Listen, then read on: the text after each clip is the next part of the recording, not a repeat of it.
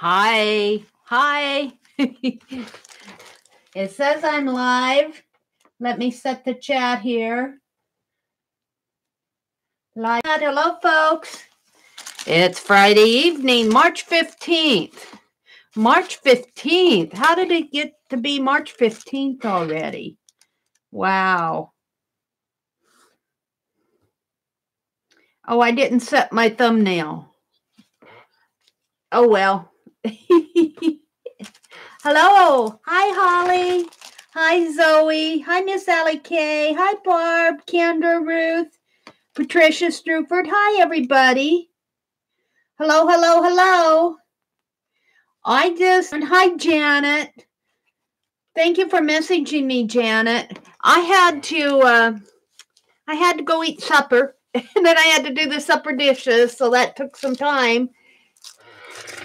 Hi, Lisa, Sharon Lombard, Arlene, welcome, welcome.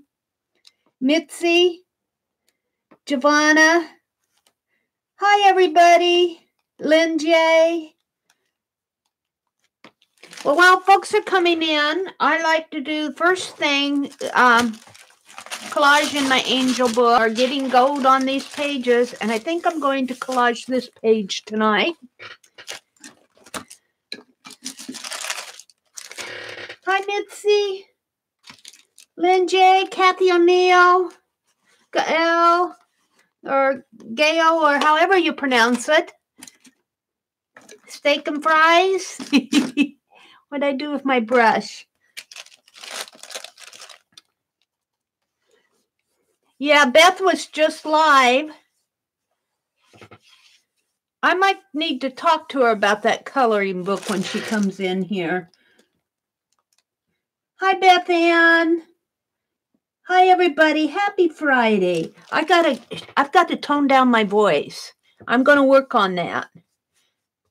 And I need to work on what's come out of my mouth. Here comes the Beth gang. General hellos all.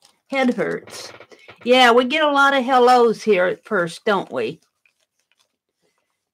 They call that the romper room roll call, but I like saying hello to everybody. I think it's special. It takes a little time to greet everyone, and I miss a lot of people too. Hi, Allie Kay. Working on your animation. Oh, cool. Yeah, Beth Ann. Hi, Teresa. Hi, Amber Moon. Giovanna. Giovanna. I'm not too loud. Good. I did have the volume turned up on my laptop, I think in that Hangout, but I've turned it down to midpoint now, so it should be okay, but I do have a loud voice.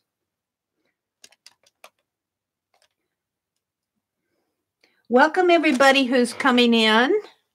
Welcome, welcome, welcome. I imagine Beth is going off to get some supper, or I know after you do a live stream, you almost need a break. Would you let me know when she comes in? Do an @ sign so I can talk to her.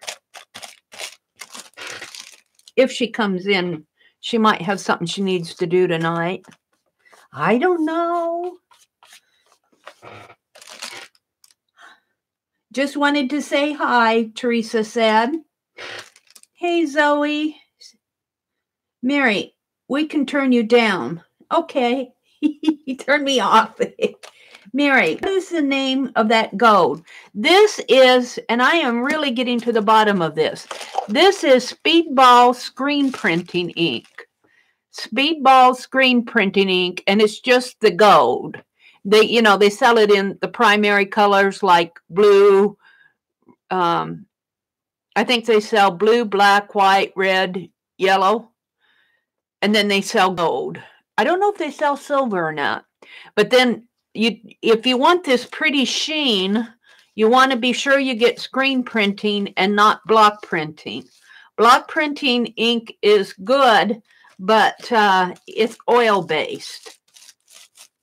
and it's more of a matte, opaque color. This is really made to go on fabric, and it's more of a pretty sheen on the paper, and it's more transparent. Hi, Marianne. You just made, Janet said, I just made yogurt with sliced bananas. Yummy. Hi, Joan. Miss Ellie K says, well, I'm teaching myself 2D animation using Adobe Flash. It's going to be a folding origami boat that moves in water, starting from a blank sheet of paper and folding itself. What a great idea, Allie K. Cool. Cool school. Now, see, I got an entire page done while we were saying hello.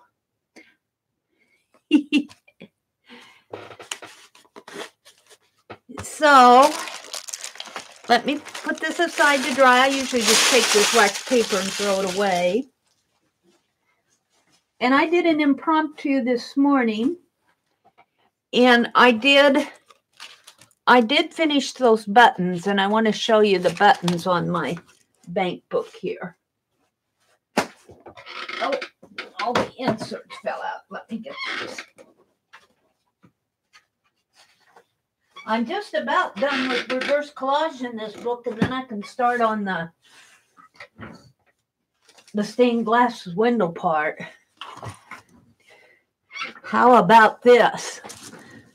See, and I put it at an angle, but I did take a notch. Barb Fillion said, take a notch in here to tighten that up, and that did work very nice.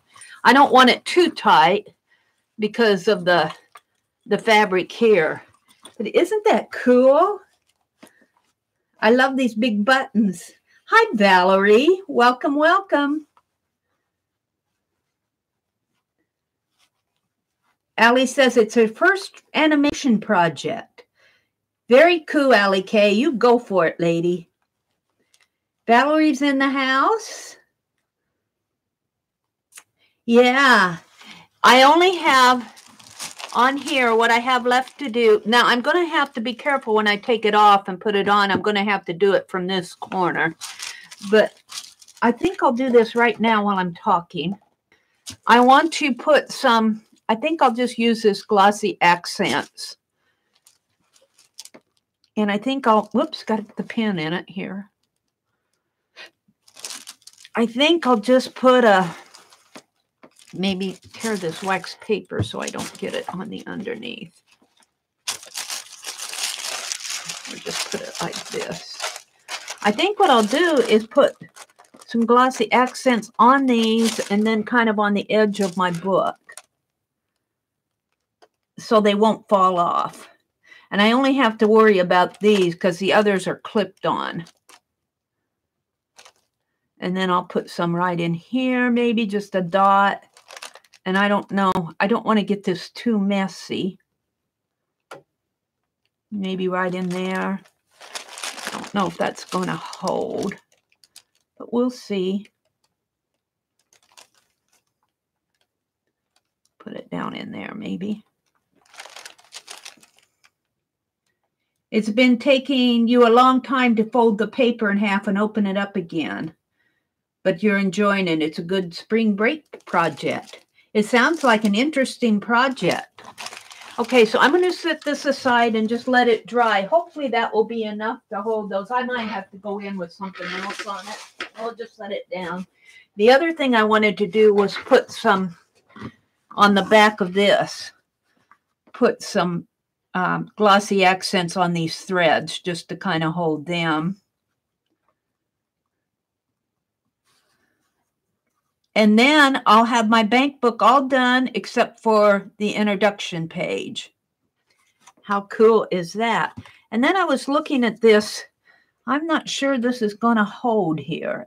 I'm tentative about that. I may put a button or something on the back here. Let's just take this and put it aside and let it dry. Yeah.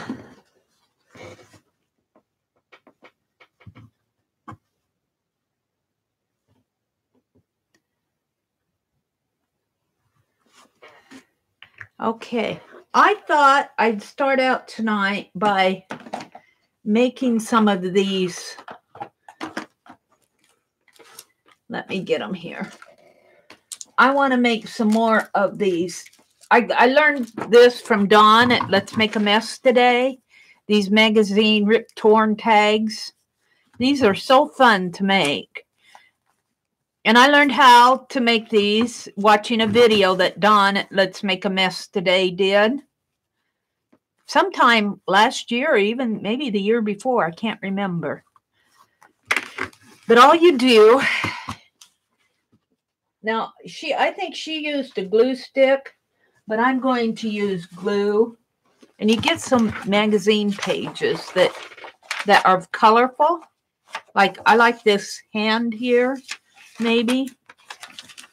You want the color here. This is very colorful in here, this area. And I like this hand. That might make a fun tag. So you pull out several, and you look for something that you want on the top and that you want on the back. And then you can have some that are not as interesting. Now this would make a pretty tag on the front. So I'll make about 3 or 4 of these. These others I'm not that interested in these. I can put in between. And it depends on how sturdy you want your tag to be. Let's see. And I'm using a Martha Stewart magazine. I'll just make a couple here. Aw, he'd be cute on a tag, wouldn't he? Ooh, I like that. That would be pretty tag. This is a summer magazine. It's telling you to have a blast on the 4th of July. So now let's just pull some out for the in-between pages. Ooh, that would be pretty too. So just pull some out that you don't care about, because these are going to be when I'm saying the in-between pages. You might get ooh, that would be a pretty one. You might get a magazine that you don't care ripping up. Ooh, that's a pretty kitty, so you can keep those. Here, like these ads, these medicine ads. The high road. I don't know, I want that. Usually I go to the recipes and put them in between. Probably which is in the back here. Let's go to the back. Because I like recipes, but I'm just not one that follows a lot of the recipes in books. This should be enough. Beth is here. Hi, Beth. Thank you so much, lady. Can you hear me? I was thinking about that coloring book. Would it offend you if I give it away here tonight? Not that I'm not grateful for it, but I have won so much lately, and I get all this happy mail, and I think somebody else should have a chance for it. Would you be offended if I just did another giveaway right here and now? And let's give it away to somebody who, I don't do a lot of coloring, and I'm really kind of wary about using something like that because of copyright violations. You just never know. You never know. I've been going out to the Met and getting copy-free. Okay, and then you'll mail it for me? Yeah. Let's do that right now. Let's do it right now. If it doesn't offend you, Beth, it's just that I have gotten so much. And let me tell you, Beth already sent me about a month ago, 2 months ago, $50, and I put it toward a printer that I still have to get set up. So I have been totally blessed by you, Beth. Let's do a contest. Let me grab one of these little things and we'll just do a contest. There's 43 people in here. It's a coloring book, and it's a pattern coloring book. So that's what we're playing for. And if you go to Beth's channel, well, I suppose your video's still processing, but I think she's probably has shown that on her channel. Isn't that cool? So what we're going to do and what I'm going to ask you to do is not chat between the time that we start the numbers, between the time the numbers start scrolling and the time where we actually pick the winner. Don't do a lot of chatting in that time, because what happens is all of the text scrolls off and we can't choose the winner. So once we start the contest, hold the chat until we actually announce the winner. And the numbers are going to be between 1 and 100, and the one that is closest to the top number without going over will be the winner. One number only. One number only. Did I international? Well, will you mail internationally, Beth? I'm not sure. Oh, read my message, she said. Read my message. Barb, let's see, what did you say? Sharing the love. Barb, steak and fries, little sister, read my message. Arlene, Beth, Mary. Oh, let's see. Yes, yes, yes. It does have a copyright. Okay. Yeah, I would love to.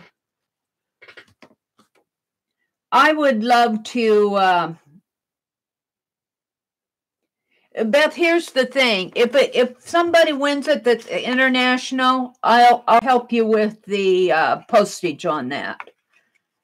Or you can mail it to me and then I'll mail it out. I don't want you to be caught on international postage on that. Is that okay with you, Beth?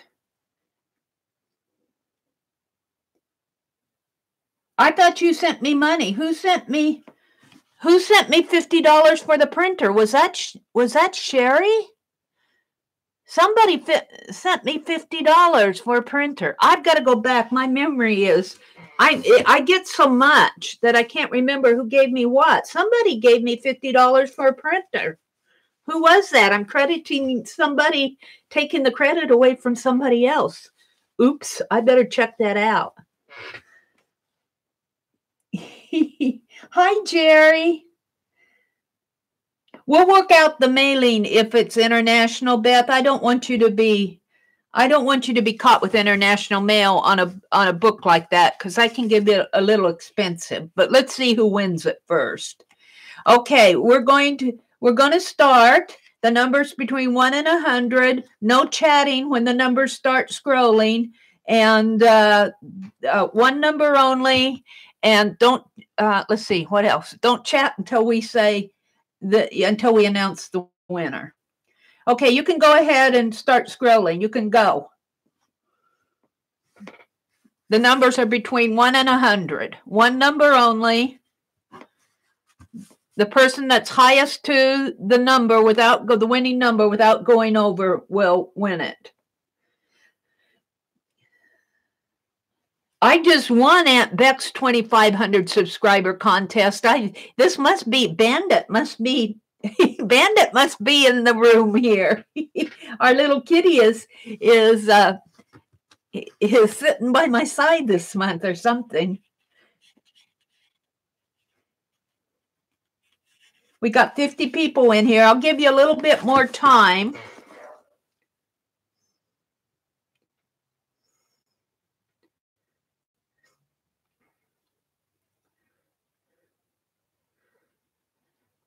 I'm going to go out to random.org while we're waiting.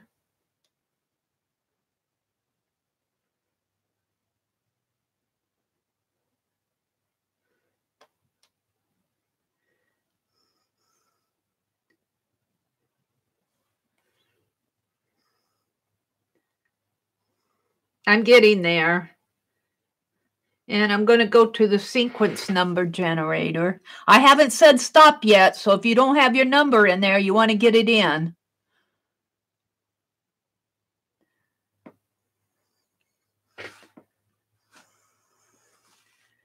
Are we done scrolling? I'm going to count down from 10. And if you don't have a number in there yet, get it in before I say stop. 10, 9, 8, 7, 6, 5, 4, 3, 3, 3, 3. Elizabeth, you got it in right at the nick of time. 2, 1, stop. Okay, let's go to random.org here. And I know you guys are going to have a hard time seeing this. Maybe you can see it. Let me turn my, I think Dee Dee turns her brightness down a little. Let's go to, come on. You can notifications there. Let's clear my notifications. That might help you see it a little bit better. Okay, there's the sequence number is between 1 and 100, and it's all cleared out and ready to go. All I have to do is hit get sequence. I'm going to do that right now. And the winning number is 57. Who is the closest to 57 without going over? I have to set my right back up again or I can't read it very well.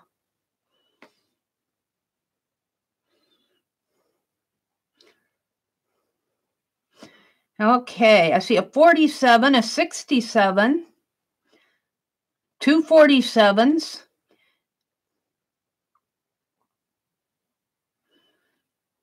a 65. Cheryl, little sister Cheryl has 65. Mitzi had 62 and Barb had 63, but I think it's Cheryl. Would you guys agree? Oh, wait, I'm sorry, it's 57. I was thinking 67. Erase everything I said. It's 57. Make me, yeah, it's 57. I was thinking 67. Creative Therapy has 53. Is it Creative Therapy? Welcome, Creative Therapy. Let's see, did anybody else get closer? I think it's Creative Therapy. All right. Creative Therapy, we need you. We need your address, your mailing address. And do you know Beth do you know Beth Schuler? She's in here. You need to send your address to Beth Schuler, or you could message me at TheMeriAtelier, or my contact information is in the description box below.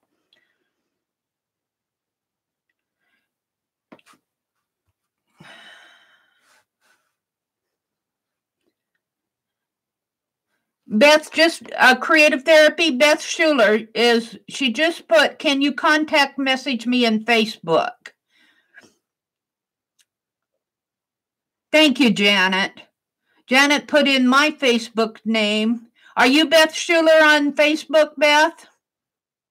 All right. I think you guys are getting it worked out. Beth, don't delay on that. Send it out in the next, send your address to Beth in the next 2 days, because what I'm finding when I have these contests that people get busy and they forget that they won, and I can't get things mailed out because they don't send me their address. I've got quite a few of the folks who come in here, but new people, I don't have their addresses, and they win something and they forget that they won and they forget to send the address. So try to get it out right away. Creative Therapy. Let's go to your channel. Do you do videos? You do. All right. Well, let's subscribe to you. You got a new subby. I'm going to ring the bell. Let's read do you have an about channel here? Creative Therapy. All crazy crafters need a little creative therapy now and then. On Facebook, there's your Facebook and your Etsy link. All right. Community, you haven't posted anything in the community. You got all these playlists. I'm exploring your channel. Creative Therapy, do you have a name like Sally or somebody that we can call you? I feel weird calling you creative therapy. Videos, this makes me smile, a photo wallet, Wendy's surprise, decorating the flip-flop book, a flip-flop book, amazing yarn haul. Oh, Aunt Beck will love you with the yarn haul. Quick update to the Curious album. Your Curious album part 3. Very cool. Very, very cool. If you have not subscribed to Creative Therapy, you might want to hit her icon and go give her some love. Give her some subbies.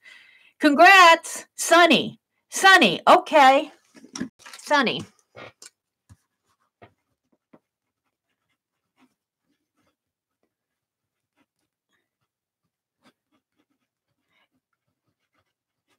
You're in the States, aren't you? Are you within the United States? You sound like you might be. You are not international, are you? Lisa just subscribed to you.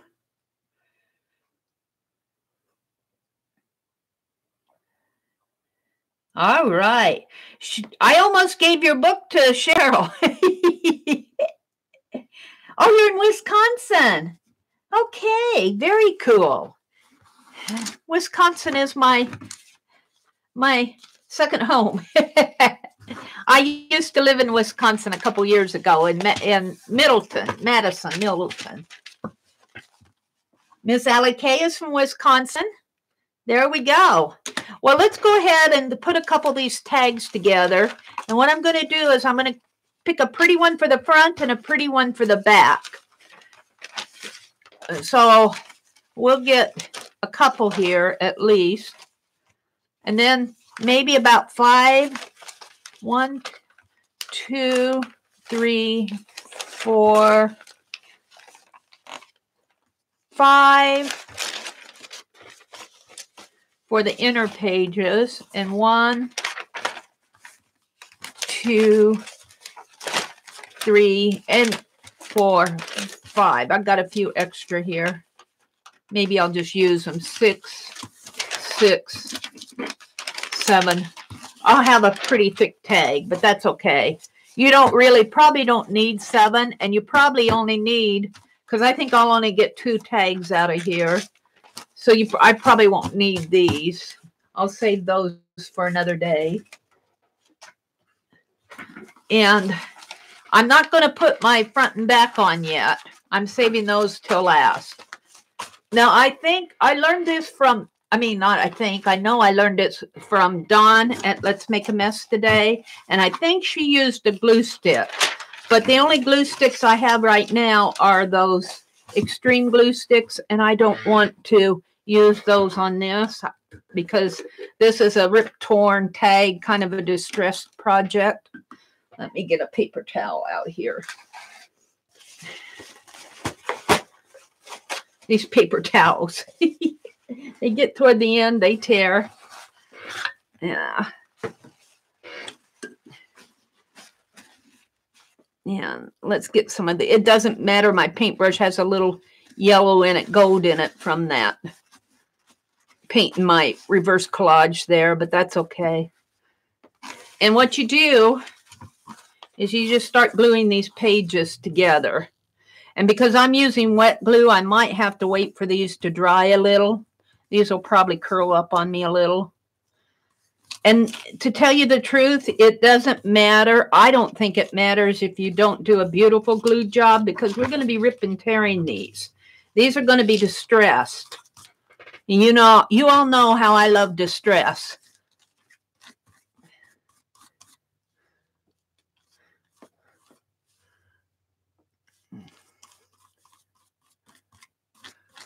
But I'm just going to glue these 7 pages together here. I've got 7. That might be a little much. You could probably, depending on the weight of your paper, you could probably get away with less than that. I don't know how many Dawn used. But you just glue them together like you were gluing your composition books together.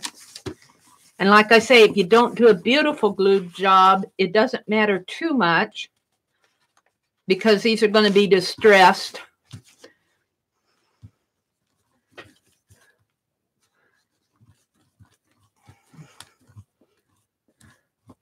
And I really like doing this. I made those tags that I was showing you here. What did I do with them? I put them over on the other side there. I'll get them out in a minute. I made them a couple years ago when I very first saw Dawn doing this video. So all credit to Dawn at Let's Make a Mess Today for this technique. And you just glue these pages together. I might turn it over and glue from this side now just to help even it out a little. And because we're gluing it together, it doesn't matter if there are ads or something in, you know, in between.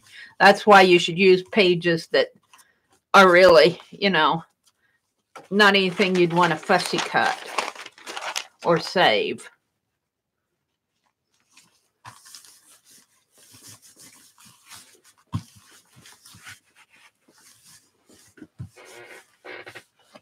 Tags, yeah. Zoe, we're making tags. Where are my tags here? What did I do with my tags? Here. Zoe, this is what we're making. They're called rip-torn tags. I think that's what Dawn is calling them. But these are magazine pages that were glued together. Then she just tore tags out of there. And then you can decorate them. Like I decorated mine with my fine line paint applicator, and I put some of this eyelet yarn in them. And I really like these. And they're really fun in a journal, especially with this yarn. I have some in my junk journal, my totally junk journal. And I thought it would be fun just to go through and, because this is a quick, easy project. This is something you can do if you have a magazine that you want to upcycle. Or if you just want some tags. You could also do this and put a pretty piece of paper. It doesn't have to be another magazine page. You could put like a scrapbook page or something like that on it if you got some thin scrapbook paper and you want to use it. Well, of course, you could do that same for like a manila tag or something. But I just like doing this. It's just a fun little project. And like I'm using, I think I have 7 sheets of paper here. I'm not sure I think you could probably get away with 5 or 4 or 5. But since I pulled out 7, I'm going to use them.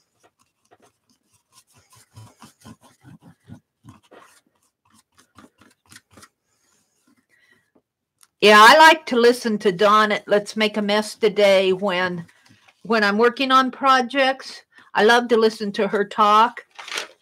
She can really hold a conversation with you while you're working. She can hold your interest. So I listen to her. I listen to her a lot, but I haven't listened to much of anybody lately.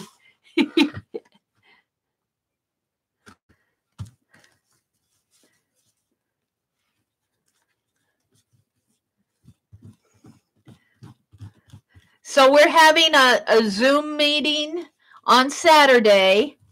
And if you go to my community tab right now, you'll see the links, or you can even go to my description box below. You can see the links to where if you want to sign up for that. There's 2 links in there. There's a link for a calendar page telling you what's coming up. And then there's another link to sign up. And we meet generally the 3rd Saturday of every month at 1 to 3 Eastern time. That may have some changes now because if one of the teachers wants to teach during the week, like Ann did last month, and Williamson at Annalise Creates taught a project. Oh, a fun project. I enjoyed the project. It was like a 3D assemblage type project. Very fun. And she wanted to teach on a Tuesday. But if it's on a weekday, I think Jeri still wants it to be the 3rd week. So you might keep that in mind. All right. Now I've got all my pages glued together. Oops. Did my camera wiggle? Sorry about that. I hit the cord. It's right above my water jar, which may be disastrous. Now, you kind of choose what you want for your front to show and for your back to show. And you could do this after you tear the tags, but I think I'm going to do it ahead of time. I'm going to do it this way and make 2 tags, one on each side of this page. So let's see. I might leave the good things there. Let's just tear it this way and see what I get. Whoops. And it doesn't matter. Well, see, I like distress. You can cut this if you don't like it rip torn. I like distress a lot. Now, I think I'm going to put both of these on the front. Good things and good living. So let's crease this one and tear it this way. You can do this different ways. You can cut it. You can do however you're comfortable. We're just using those floral images as the front of my tag. And I need to move my book here. And something wild. I like that. I like that whole area there. So I'm just going to glue these down like this. Have a blast. Could be fun. And I'll be tearing tags out of here, so I'm not going to worry about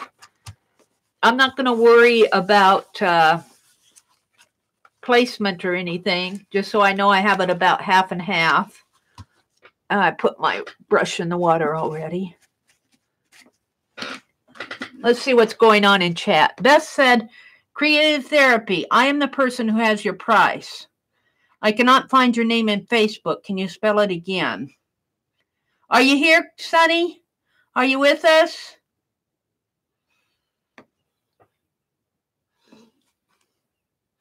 Jerry says, thanks, Janet. Everyone is welcome. It's free. You just have to sign up. Tomorrow, yeah, Jerry will send out, it's called the Zoom app. It's a video conferencing app. And you can get into the meeting on your web browser, or if you have a phone, you can get into it via mobile. Jerry will send out a number tomorrow. But here's the thing, if you sign up, Jerry sends out a confirmation letter, and you need to look for that confirmation letter and confirm that it was really you who signed up, because we don't want somebody pretending to be you to sign up, you know, and get you in trouble or something like that. You know how people do. But so Jerry sends out a confirmation letter, and you have to confirm or you won't get put on the list. So you be sure if you don't get something, you know, and if you sign up and don't get anything back from Recycled Parts for Art, then you need to contact either Jerry or myself so we can straighten it out. And then what Jerry generally does every month is about a week before we meet, she sends out an information letter telling, you know, that we're going to meet, the date and the time, and we're trying to have somebody teach a project every day, every month. And she gives a materials list. Just Jerry's very thorough about that.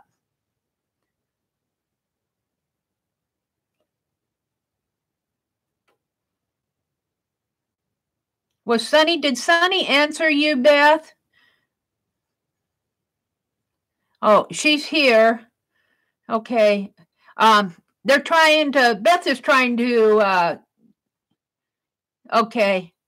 If you're not getting a Facebook message, you might try to friend each other. I think Cheryl and I had that problem. We got a message. There it is. Thank you, Janet, for putting that link in there. Getting back to Zoom, you can either enter it on the web browser itself or on a mobile app. And there's generally between 12 and 20 of us that meet every month. It depends on what people are doing. You're not required to come. There's no cost. And it's just like a little mini art retreat. So look for that tomorrow for those of you that are signed up. Now, this is still wet, So if you do this, I'm not going to let mine dry, but if you glue this together with wet glue, you might hit it with a heat gun or, you know, let it set overnight or something, because this feels very much like those toilet paper rolls, except the wet is on the inside. It needs to dry. It's very damp. But I'm going to go ahead and glue these down. Oh, I'm buffering. Oh, if you start to buffer, I'll watch. I buffered just a little there. Let's see. Violet said she signed up for Zoom, but we are on the road this weekend, so we won't be able to join. That's okay. You know, you can join when you can. It's not required for anybody to come to all the meetings. I would recommend that you come to at least one to see if you like it. And if this is something you don't think is for you, we don't, you know, unsubscribe. You can unsubscribe just like you subscribe, just like you would do a newsletter. You know, we're happy to have you, but if you can't make it, well, you can't make it. We understand that. There's no requirement, no cost. We just think it's fun to get together. Ooh, this is going to be a pretty tag, I think. Well, let's do this one over here.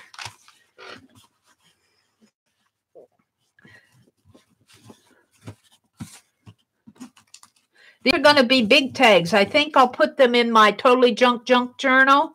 I missed a couple of weeks around Thanksgiving. Our furnace went out, and so I wasn't able to get online to go watch Tanya's. Tanya McGuire, This, That, and Chat, does a Totally Junk journal on Sundays at 12 noon Central Time. And we've been having a lot of fun doing that. I think she's going to be on week 21, and she always comes up with really creative things that we can put in our junk journal. Well, I missed a couple weeks. Now, I think I'm going to go ahead and tear these before I put the back on, because I want to get it placed decent. I'm going to use this on the back of one, and I think I might use this hand. I'm not sure. I might do a combination of the hand and the blue on the other, on the back of the other.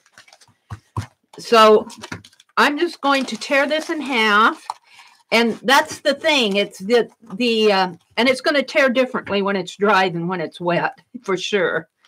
But I like it distressed, if I can get it all in one piece, that is. They're just fun to do. They're just fun to do. Now, see, I've got sort of I might have to even this out just a little, straighten this up a little. Let me get my ruler out here. I don't want that much of an angle on my tag. And who knows, I might go for a smaller tag here. It's just kind of fun. Let's see if I can't just get this torn off. And this, like I said, this is very wet. You might want to wait for yours to dry, but I don't want to fool with that here. Let me get I have to back up. Back up, Mary, back up. It's very wet. I just want to get it started here.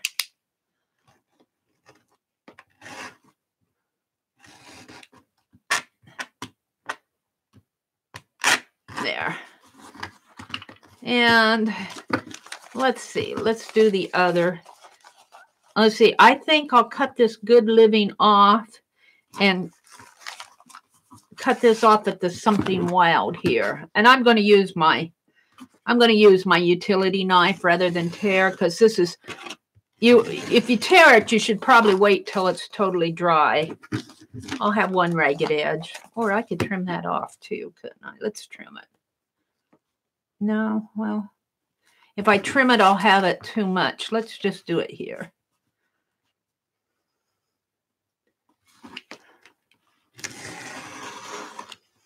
But they're really fun it's really fun when you tear them, because you get all these distressed edges.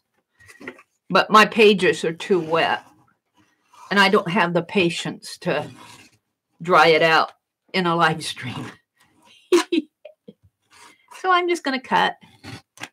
Don't worry about my desktop. It's a vinyl piece. I've got a big long row of vinyl wallpaper that I'm using. See, I like how it says something wild. And I think I'll cut it here.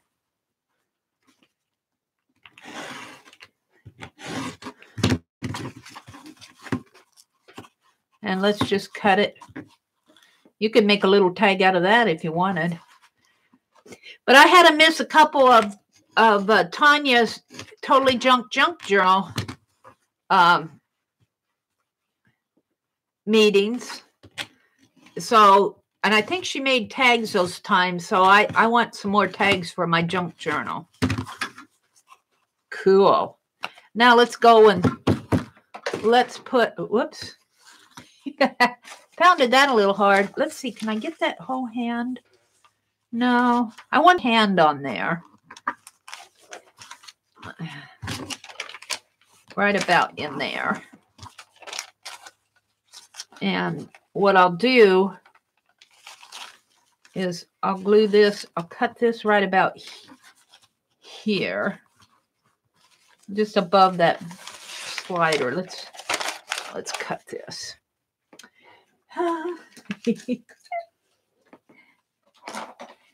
I have to find a different place for my scissors. I keep hitting them when I back up my chair. So if you hear things tumble and fall, you know it could be my scissors. How far up do I need to go here?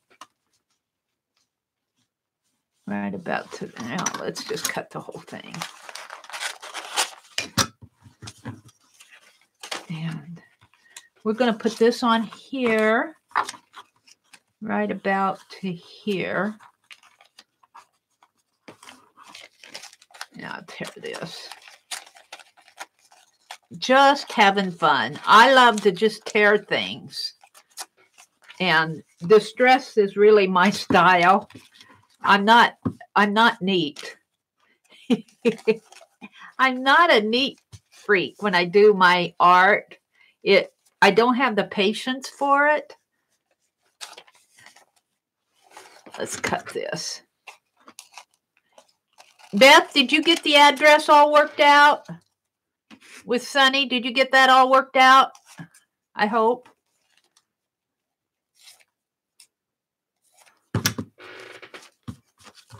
It looks like she's saying, hi, 80 doll. Welcome to everybody who's come in. Now, I think I'll just take this and put it up here. Yes, I will. I'll just glue it on up there. Kind of like that on the back of the tag. I can even pull this down a little. Let's go ahead and do that right now. And this is just a fun way, just another way to do recycled art. I learned this from Dawn at Let's Make a Mess today. This is totally where I got it from her. It's totally her channel. Ooh, I'm loving that. Let's trim it off a little.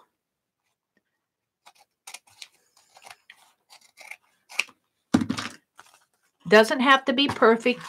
As perfect as you can get it would be fine, but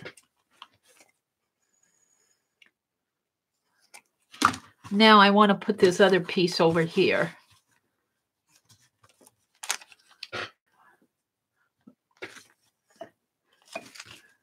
I could paint that too. I don't have to glue anything on it. I could paint it out. But that isn't what I did. I decided I wanted to glue it down.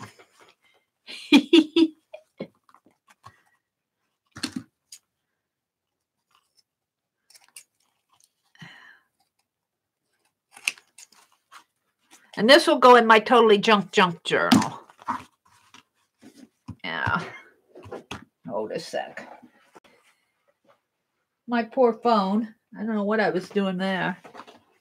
Jerry says, thanks for answering, Janet. I'm getting myself... Oh, okay. Well, Jeri will be there tomorrow. Look for those of you who join our Zooms. Look for an announcement letter with the time and the ID and everything to come in. She sends it out about an hour or so, a couple hours before we meet. So this will be one tag, and it says something wild. And I already put my punch away. I'm trying to train myself to put everything away after every live stream, but then I have to get up the next live stream and go get it.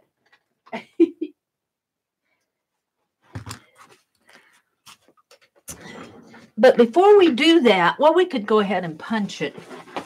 Let's go ahead and punch it.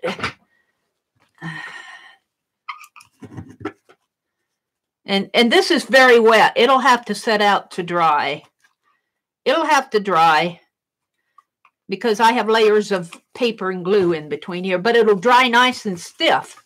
It'll dry nice and stiff. So, but before I move on, I love this. This I got from Annie V. This is Derivan screen ink, and it's made over in Australia. And I really do. I love the feel of it. I love how it goes on my papers. I love the shine on it. I like it. I like to, and I'm not sure it's congealed in here, but I'm not sure if that's the way it's supposed to be. But I can still use it. So, and I am using it very successfully on my pages and my projects. And I really do like this. I don't know if it's available here in the States.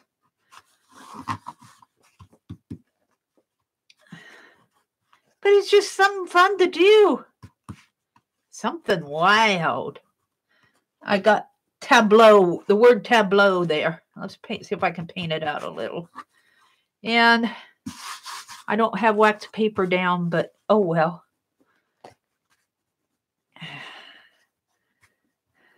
So after I get these tags made, we're going to do the Doodle game, Doodle game 9.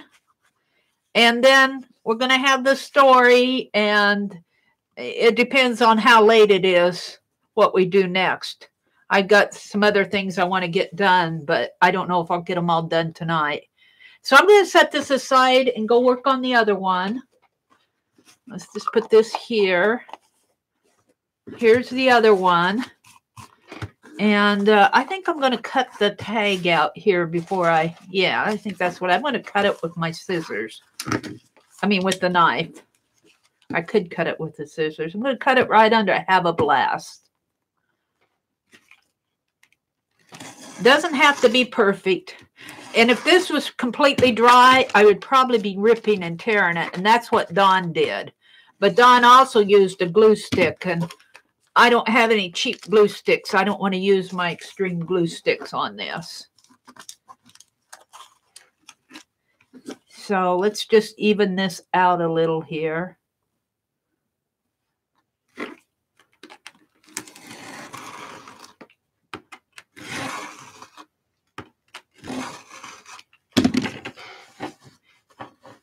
Thank you, Cheryl.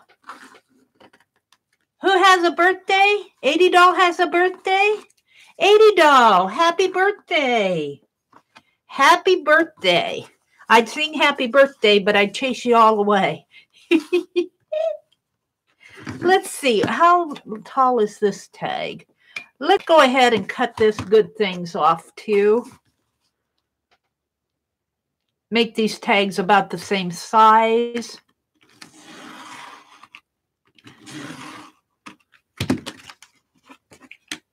I should have a cutting mat underneath, but I'm not too worried about it. I'll save that.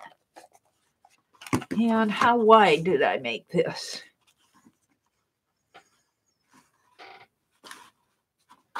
Right about to there.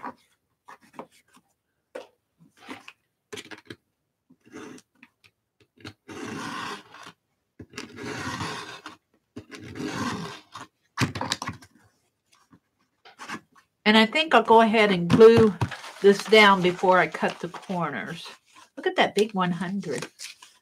Let's see, if I put that there, will I have enough? Oh yeah, it'll just fit. I'm going to cut out the 100 here. I like that big 100 number. Isn't that cool?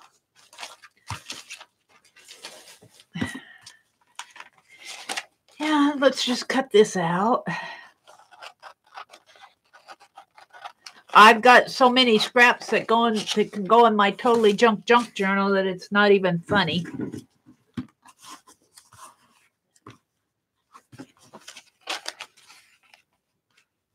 Yeah, I'm going to glue this down and then I'll cut around it. Maybe I'll move it over just a little too. Okay, let's go ahead and glue this down. Again, I learned this from Dawn. She probably has a video out there called Rip Torn Tags. I think it's what it's called, Rip Torn Tags. Several months ago. And I had so much, probably sometime last year, I had so much fun doing these. And I've always wanted to do some more, and I thought, I'm going to do it tonight. I'm just going to put this right in. Whoops, I got a little of the contents coming up there. Let's move it up a little.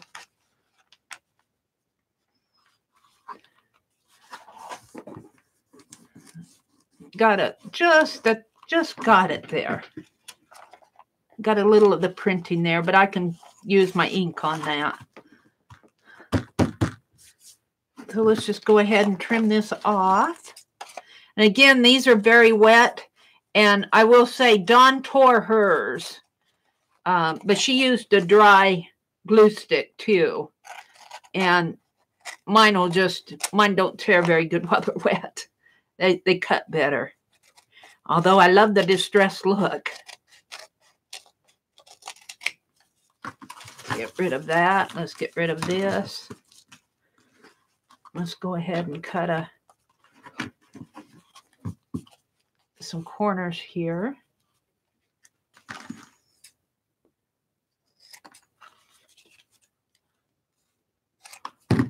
And where's my punch? Where's my punch? Oh, dearie me. Where's my punch? How could I lose that punch? I haven't even moved. What did I do with it?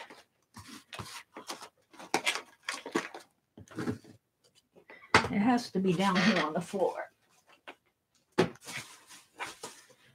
I don't know what I did with my punch.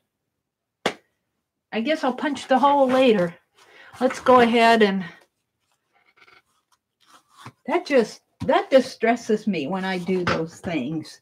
How can I lose that punch in 2.5 feet of space? It's not here on the floor. It's not in my wastebasket. It's not behind me.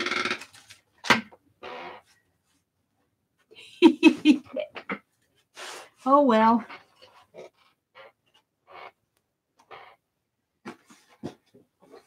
Here it is.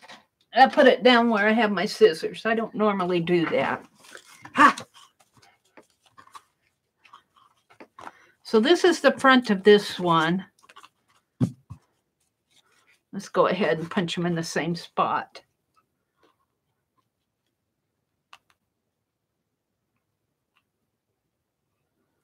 About there.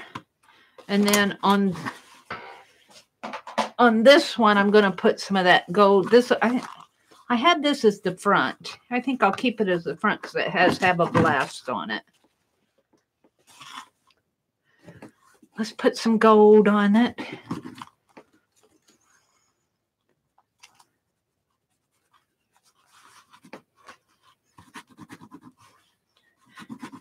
And again, if you use wet glue, you'll want to give these time to dry. This ink that I'm using is water soluble, but you can heat set it, which I might do here in a minute.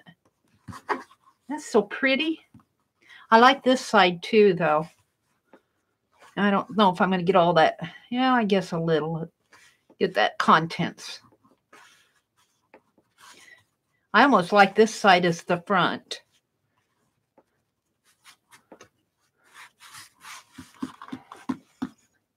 And let's go ahead and heat set it just a little.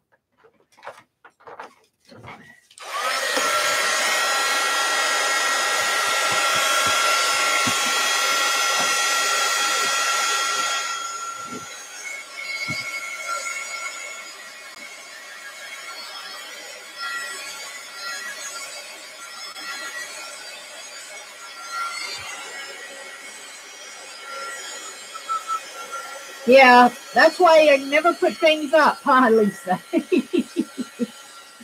Hi, Ruby. Welcome. Hi, Lynn. Lynn is in the house. Welcome to everybody who's come in while I've been doing this. Welcome, welcome. Now, even though this is heat set on the outside, this is very wet because I've got glue in between all the layers. When this glue dries, it is very stiff. I've learned that in my bank book. It will stiffen out these tags. You can almost hear it crackle. All right, now what I want to do is I have this eyelash yarn that I just have fallen in love with, if I can find it. This eyelash yarn. And oh, totally unprepared to do this because I decided I'd do it at the very last minute.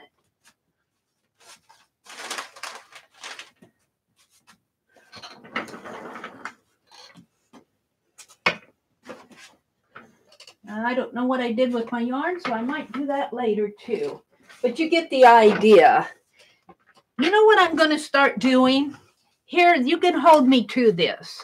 When I get ready for my Friday night sessions, hopefully for my morning sessions too, and I decide what I want to do, I make a list. But I think I'm going to put everything that I need for that list in a bag so that I have it. Because I cannot find that yarn, and I know it's close by. I'm just not seeing it. I'm not seeing it, just like my punch, and it's not over here by the scissors. So that's something I'm going to work on. I'm going to start kitting my projects because I waste a lot of time just looking for stuff. But I've got some of this eyelash yarn left, and I'm going to put it through this one and through this one. So while I'm out here, the very last thing I want to do is put some fine line paint applicator stuff on this. Yeah, I think I'm going to start putting things in kits. An altered box. Well, I need it by project. I'll probably be digging into the project box stuff. Okay, I'm just going to, let's just do some little doodle loops around here. I filled this the other night, so it should be, I'm just going to do some loop-de-loops here. I think that'll look pretty on this tag, kind of shabby chic.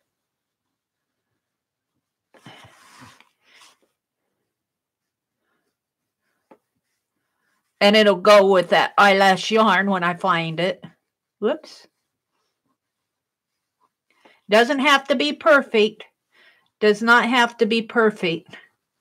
And the journal spots are already on here. Have a blast. That's my journal spot, so I'm not going to put loops around that. And then what I like to do is do my little dots.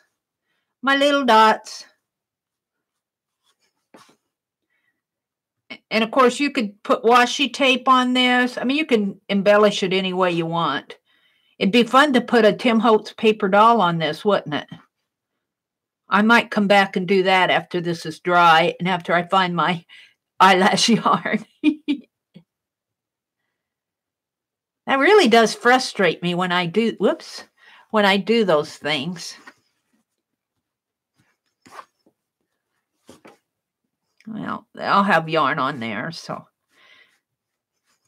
This is just something fast, simple, and fun. Well, I don't know how fast I was.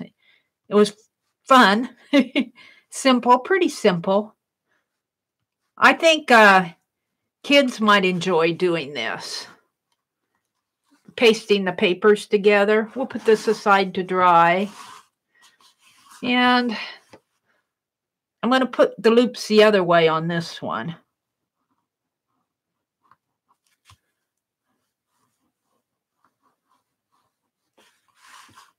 Oh, I put it on the back. Wait a minute.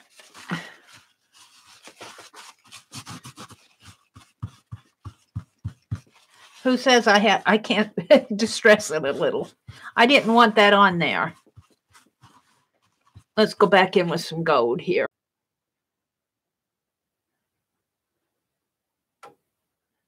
Am I back? No, I'm still buffering.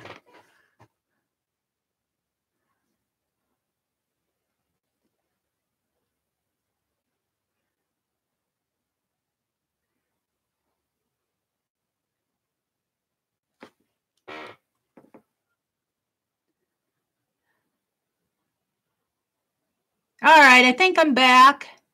Am I back? Okay. Well, I don't know if you saw, but I started putting this white on the back and I wanted to put it on the front. So I just kind of wiped it off and I put some gold on there. But I'll probably be doing something to this anyway. And these are just going in my junk journals. My totally junk journal. But this already has the journal spot on here. It says something wild here and have a blast there. And then I'll find that eyelash yarn and I'll be putting the eyelash yarn in here. But yeah, I think what I'm going to do on Friday nights for sure, and maybe if I'm organized enough for my morning streams, to put everything together in a little bag when I work on a project, because I spend so much time looking for this and looking for that. The only problem is I'll set it down while I'm using it and I'll still be looking for it. But at least I'll have, what I should do is set it in a certain spot. I need to draw a pair of scissors on the table here and put those scissors on my drawing. Okay, just like that. We'll let these dry.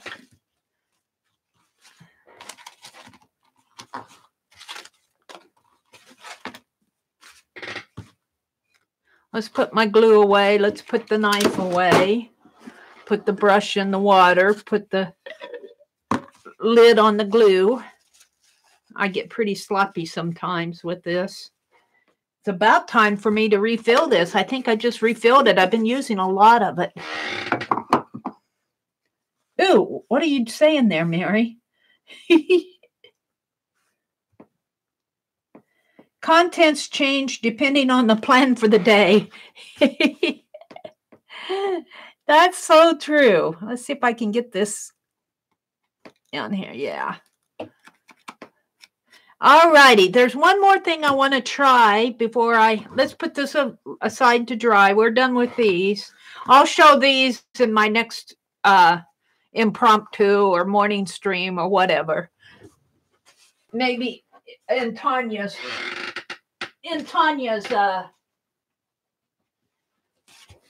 Sunday. What I want to do is I have this notepad that I found and it's got this peacock on it. Let's pull one out of these out. Maybe from the back. No, just pull it out here. I thought I had one torn out, but finding it, that's the other story. Let's just pull one out. Let's just tear it like this.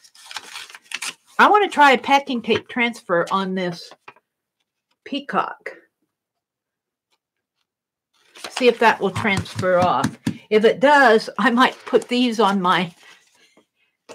in my tube journal, maybe on the outside. So let's just try that now. Let's try this other tape. It's a little bit wider. Well, no, not much wider, is it? Yeah, let's try it anyway.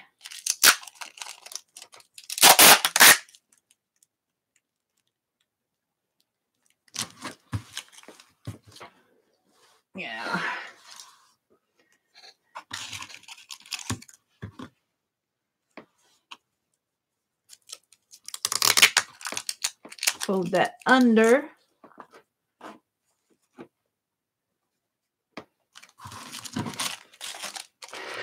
Oops.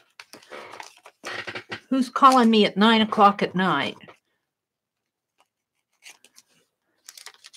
From Wisconsin.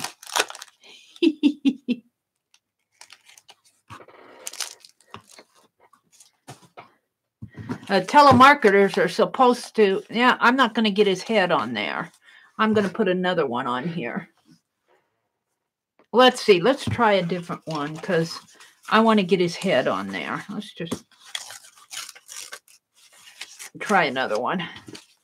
I'll use that for up closet down or something. I want the peacock to have a head.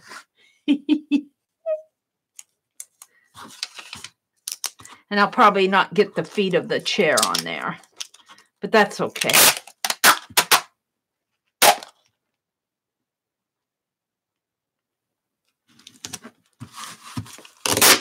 I'm having all sorts of fun with these transfers.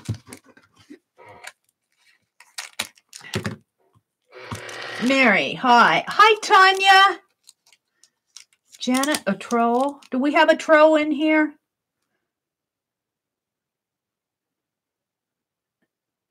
Thank you who took care of that. Thank you, Lynn. I don't know. Doesn't people have better things to do? Can't they just find something to occupy their time on a Friday night? Go to a movie. If you can't go to a movie, watch a good TV program. If you can't find a TV program, go someplace else on the internet. Leave me alone. Don't start ranting about YouTube, Mary. Let's wet this down really good. And I know you should probably let them soak, but I don't do that because I don't want to carry the water all over. And let's see if this peacock will transfer off.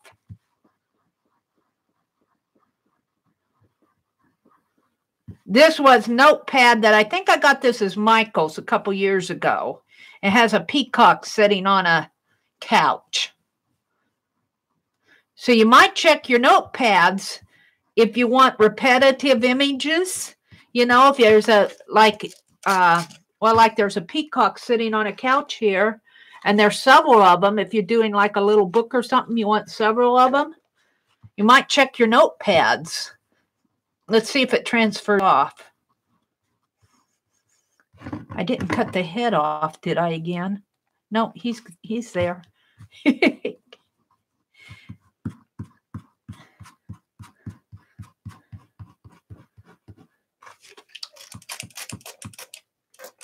I'm getting out of water again.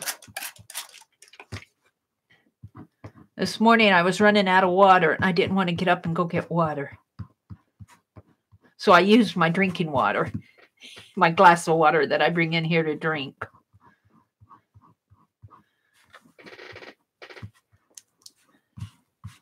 Oh, I think this is going to be fun. I might do several of these for my, not tonight, but several of these for my tube journal.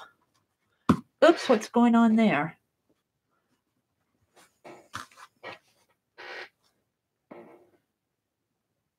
You threw the wrenches at him? Thank you. Thank you, thank you.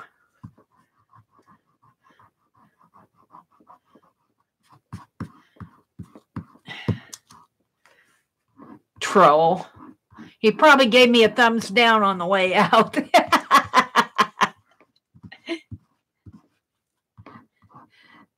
Kick him out of here.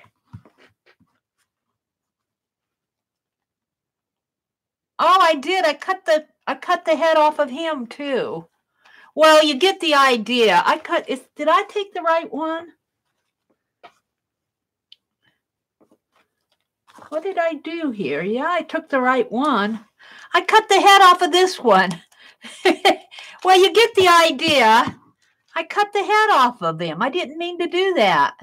We have a headless peacock here.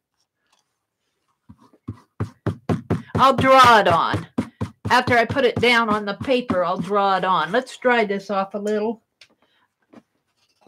I'll give him a head back. I promise. I cut his head off.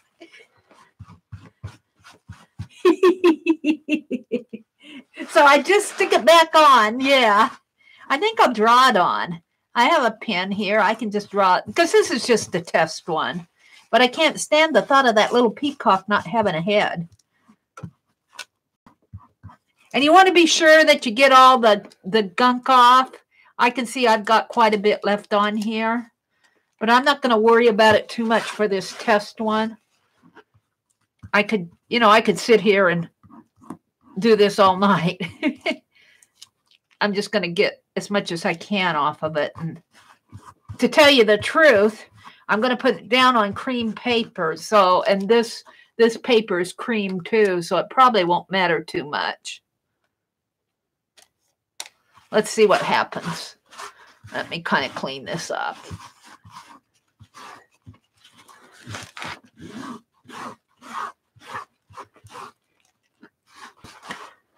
Cut his head off, Meri. I tore out another one just so I wouldn't cut off the head, so I cut it off anyway. That was brilliant.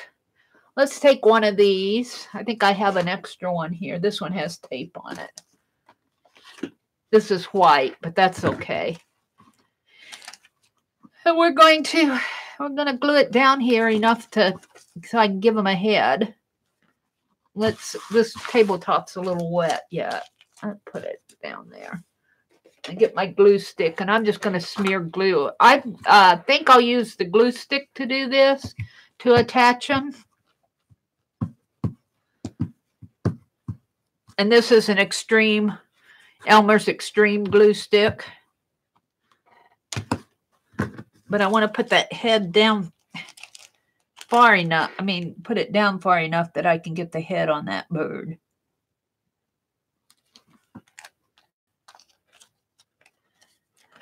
Now, here's the thing. Why do you do that? Why go to all that trouble? Well, I'm putting mine back down on the tags. I really could just collage this down rather than making a transfer.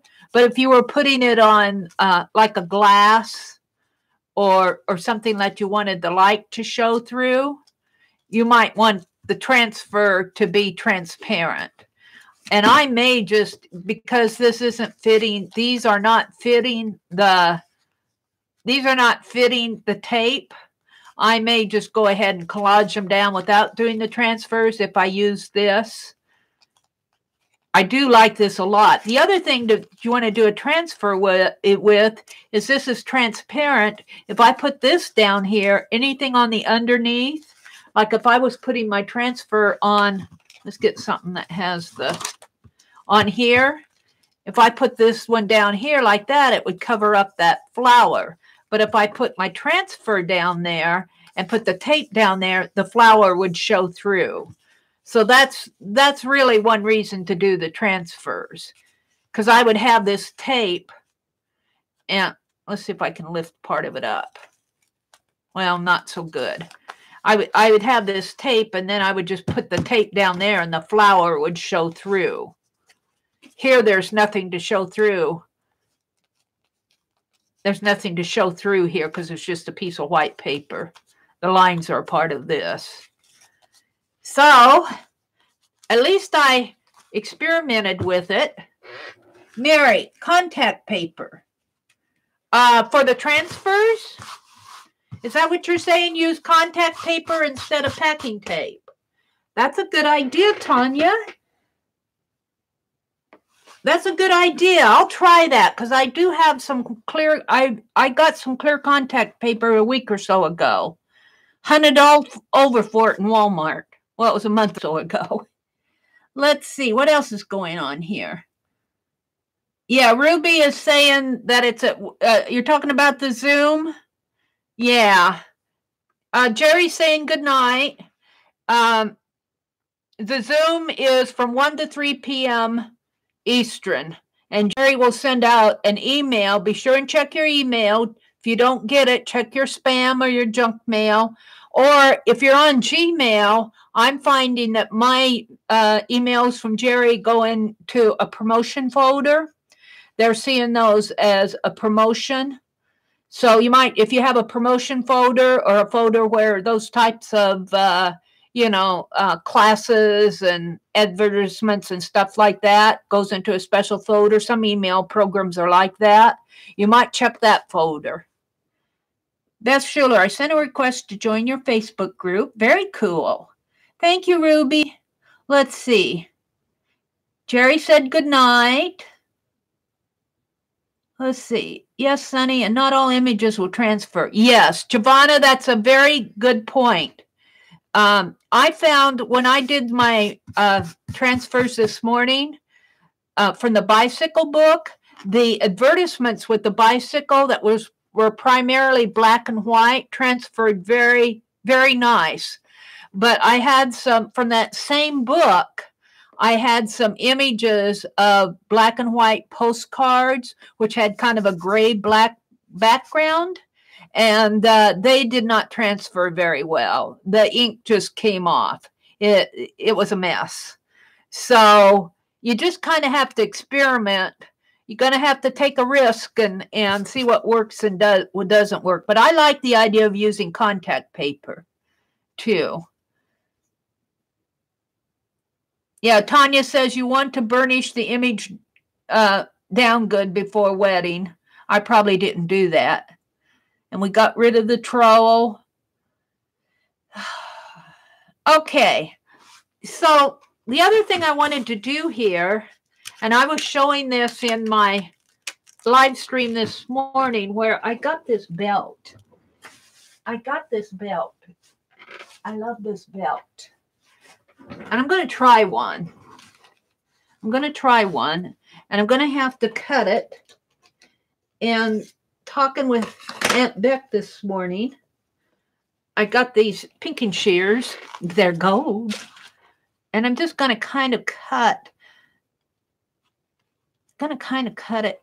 Will it cut it, though? Yeah.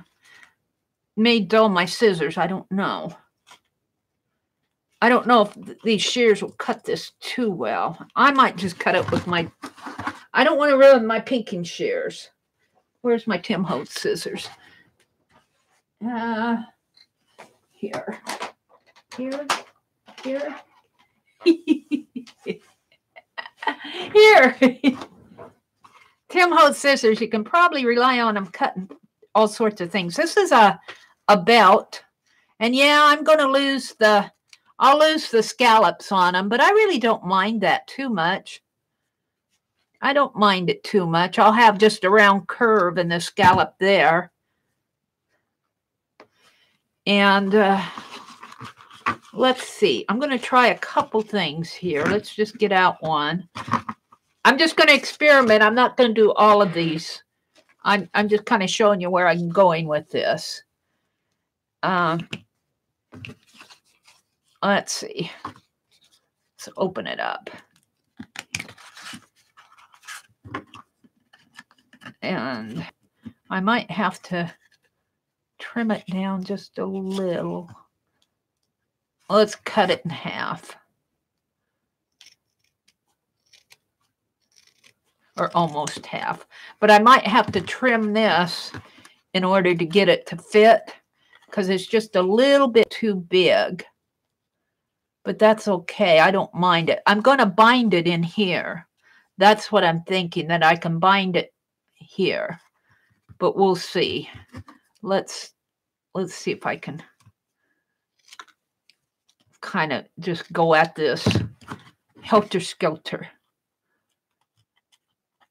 Good thing Jeri left. Sometimes I drive her crazy if I don't have a plan. I'm going to have to cut these two off here. Let's just angle them. There. And just fit that in like that.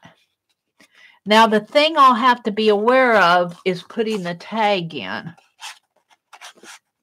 But that's okay if it doesn't fit all the way in. I kind of like it like that. And then I'm going to put the other one here. And I won't have to I might be more aware of how I cut this. Trim it up a little, not pretty, sort of.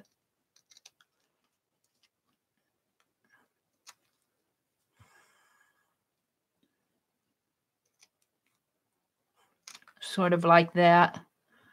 I mean, it's a tube book. It doesn't have to be beautiful, beautiful, beautiful. And I'm thinking I might even want to cut this down a little because my binding's not going to be that big. Do I want to cut it down?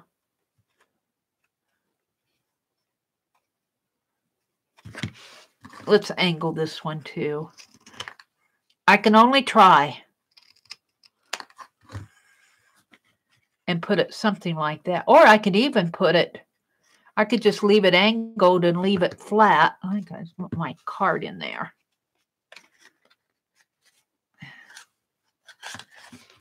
And leave it flat on top. I almost like that better than trying to and make it like that, the pull tag like that.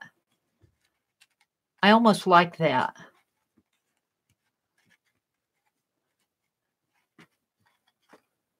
I'll have to play with the tags. But that's where I'm going with my, and then I'll have, I think I have 9 or 10 pages. Now I still might need, let's say that this one goes here, is the other one that goes here. I think Aunt Beck said that she's putting a spacer in between hers. And I might do that, put a little spacer in there so my book won't fan out when I bind it. Put a little spacer in here. So I think that's where I'm going with this. We'll see how it works.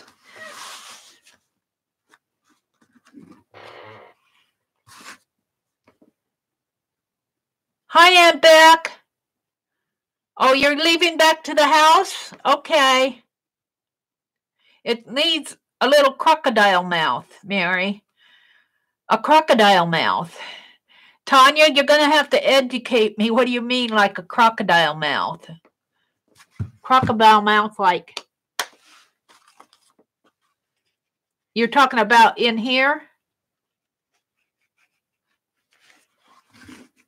Hi, Hilda. Welcome, welcome. When it opens, it has a mouth. Like that. Oh.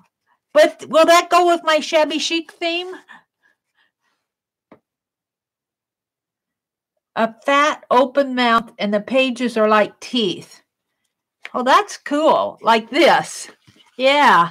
But that won't fit with the theme of my book. Maybe for another journal. I kind of want this to be shabby chic, bicycle, maybe these peacocks that I want to try to transfer off these peacocks.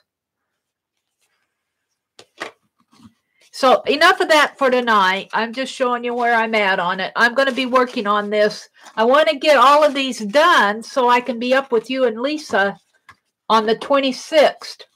On the 26th, which is a Tuesday night, we're going to meet again to finish off our 2 books. This is a project that Lisa and Tanya are doing. Last Tuesday night, if you're interested in this, we were out on Tanya's channel. I think now I need to twist it one more. So go to Tanya McGuire. She's here. Hit her icon there and go out to her channel if you don't know your way over there and look for the hangout from last Tuesday night.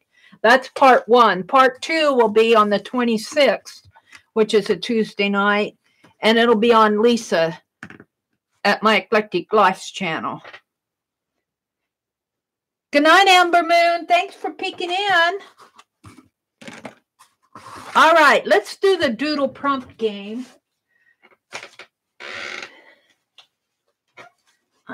And what I'm going to do with these is I have the links, and I'm going to put them out on my community tab.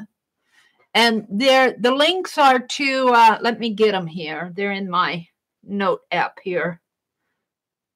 Let me get them, and I'll put them out on my community tab.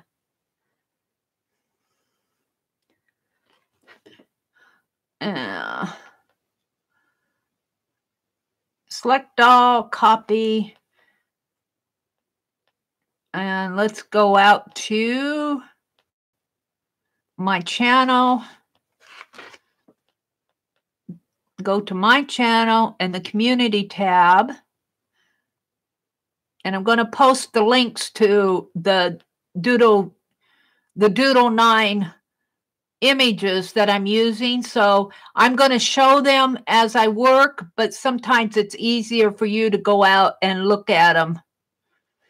The first link is a link to a search in the open access library where all the images are all public domain in their open access library. But you always want to check and make sure. I'm just getting this. I've got 4 images that I'm using, and they're fairly easy. The last two are more of a challenge. But there you go. There are the links. Well, I have to get out and come back in. Get rid of that phone call. My channel, community. So Doodle Game 9. The first link is the public domain. The second one, let's just go out there. Let's just hit it here. This is what we're going to get inspired by right here. Now, I downloaded this in my library, so I'm going to use it out of my gallery because I can manipulate that a little easier. Let's see. Doodle Game 9. Right here. I zoomed in it a little bit more. And if you look at this image, if you look at the entire image, which is right here, you'll see that this center portion here, from where it has that little round circle in the leaves, they just keep repeating that. They keep repeating it all the way up. So we're only going to do a portion of this. We're not going to do the whole thing. And if you want to repeat it up, you can. So let me go back out and show you what I'm talking about. Let's go back to the one where I zoomed in on it. Here. So let's go to Doodle Game 9 in here. I had it marked. I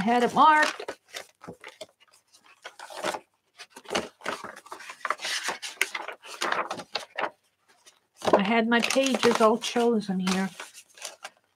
Ooh, what's going on here? Oh, your note got stuck to the yarn. Oopsie. See, I was afraid that these would fall out. I'm going to have to figure out something else for these in here. As I flip the pages, these kind of fall out. I'm going to have to figure something else for that. And I do a lot of page flipping in this journal, looking at where I wanted to do my Doodle Game 9. Right in here, maybe. This was Doodle Game 8. We could do it right here. What's on the back? Let's do it. No, that's my sketches. Yeah. We're going to do Doodle Game 9 before we do Doodle Game 8 in here. We're going to do it here. Actually, we're going to do it there. Let me put this in. Let me get a sheet of paper and my pens. My pens and a sheet of paper.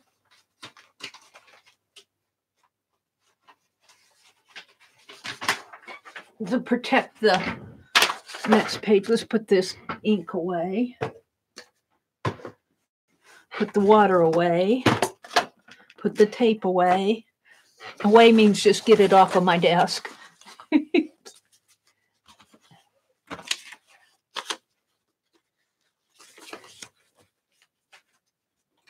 Contact paper. I got to go find me that contact paper. I know I have it here. We got some at Walmart.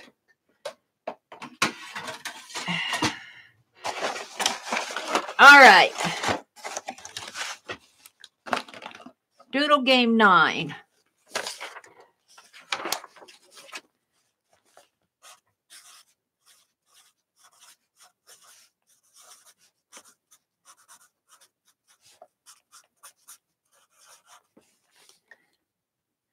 And this is 3, 15, 19. And I'm going to work with this image right in here, starting with that bottom kind of a circle. This is on silk. If you read the description, this is a fabric piece. I think they said it was embroidery on silk embroidery on something or other. But what I'm going to do is I'm going to start here with this. I need to start down far enough with this circle. And I'm going to draw, actually I'm just going to draw another circle within it. You could play with that however they do that. And then they've got 3 leaves coming out like that, and like that. And then they have this little chain of circles. They've got a little chain going here, and let's just draw some little circles. And they're hooked together with gold thread.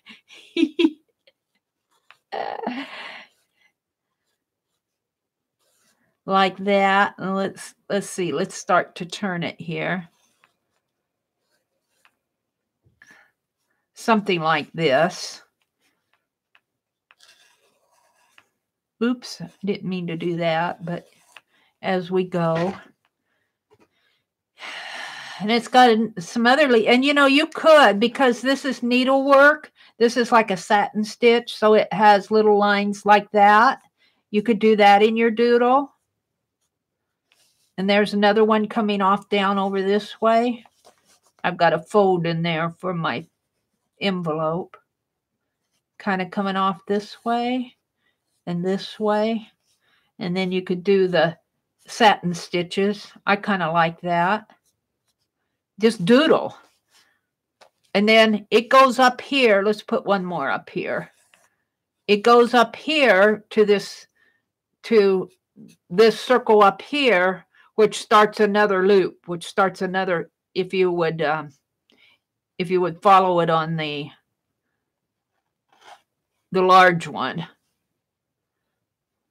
See, here's where we were, and it goes up and it starts another one, and it just keeps going up. So that's really the motif. Now it does have over on the other side here. Let's go back. And also this chain comes down this way. It kind of makes an S. Whoops, it kind of makes an S. So these circles will come down here, be on the left side over here, and on the right side there. It kind of swirls. But let's go ahead and let's put this circle in here for the top one. And just for fun, let's make it look like the bottom one. And then it has another little squirrely loop coming down this way, which comes down this way, and then it goes on the other side as it goes down. But let's just make kind of like a curvy line that way. And you could play with doing all sorts of things with this. You could put out more leaves in here. I mean, I'm just following what I'm seeing. And then let's put some little satiny stitches in here. I like that. And we're going to call this number 1. And I just think I'll call it a floral chain. I like that. Floral chain. Floral chain. Now on this same pattern, it has this, which is a really simple doodle. Can I get in more? It has this one over here, which is very simple. We'll call that number 2. And I got glue on my hand here. That's very simple, but just because it's simple doesn't mean that it's not a fun doodle to do. Like this. And let's do another one over here like that. And just draw some diagonals. Maybe you'll draw better diagonals than I do. And I think these are at more of a slant than I'm making mine, but that's okay. And then because this is a twisted thread here, this is a twisted thread like a yarn, you can kind of come down and put some twists in there if you wanted.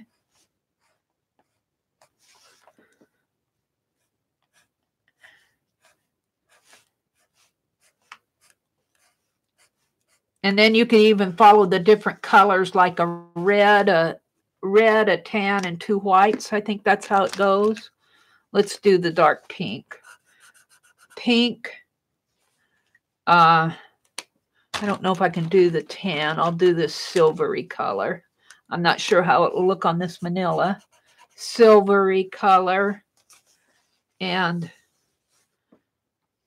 then I'm going to leave it natural and go pink and silver again here. Two natural colors. Pink, silver, 2 natural, pink, silver, 2 natural, pink, silver, 2 naturals. Let's do the silver here.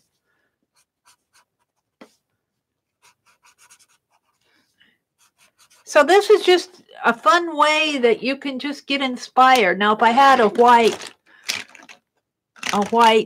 opaque, I'd do white. I don't know if my white gel pen, finding a white gel pen might be the other trick. Yeah, I guess I'm not going to fool with that.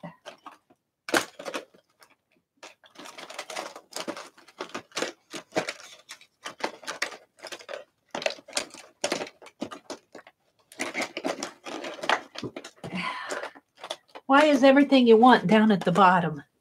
Very bottom of my box over here of pins.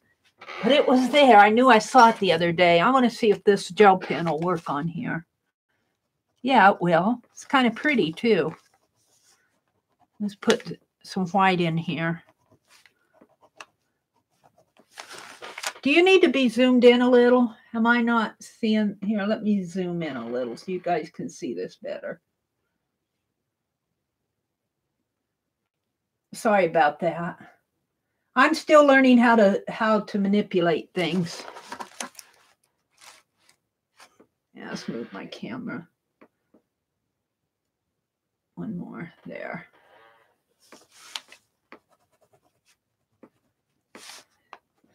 So you can just color these in white.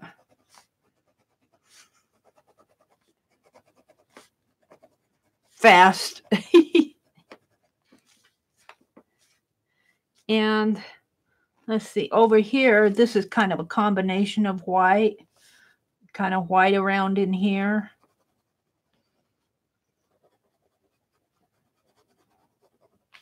And the pink. These lines are pink.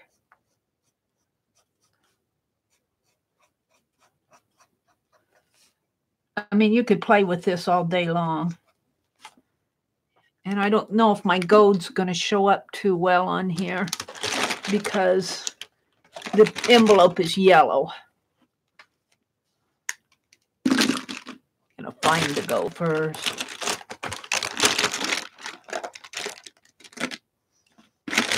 It's down at the bottom. Everything's down at the bottom. Here it is.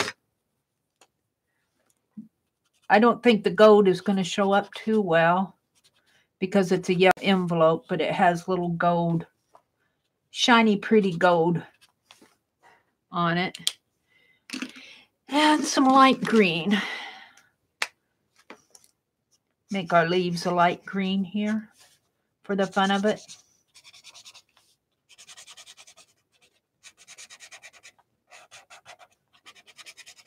And what else do we need to do? Maybe some more white in here.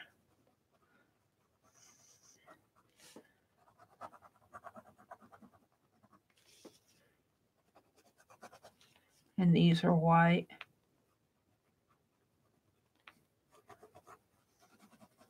Just doodling, just doodling. Now this is quite large, but this would make a real pretty border going down your page. You know, just keep going. Start here, and this one starts the next one of these, and just go straight up your page and make it smaller, of course. Make it fit your page. These are fairly large, and this will make a nice border too.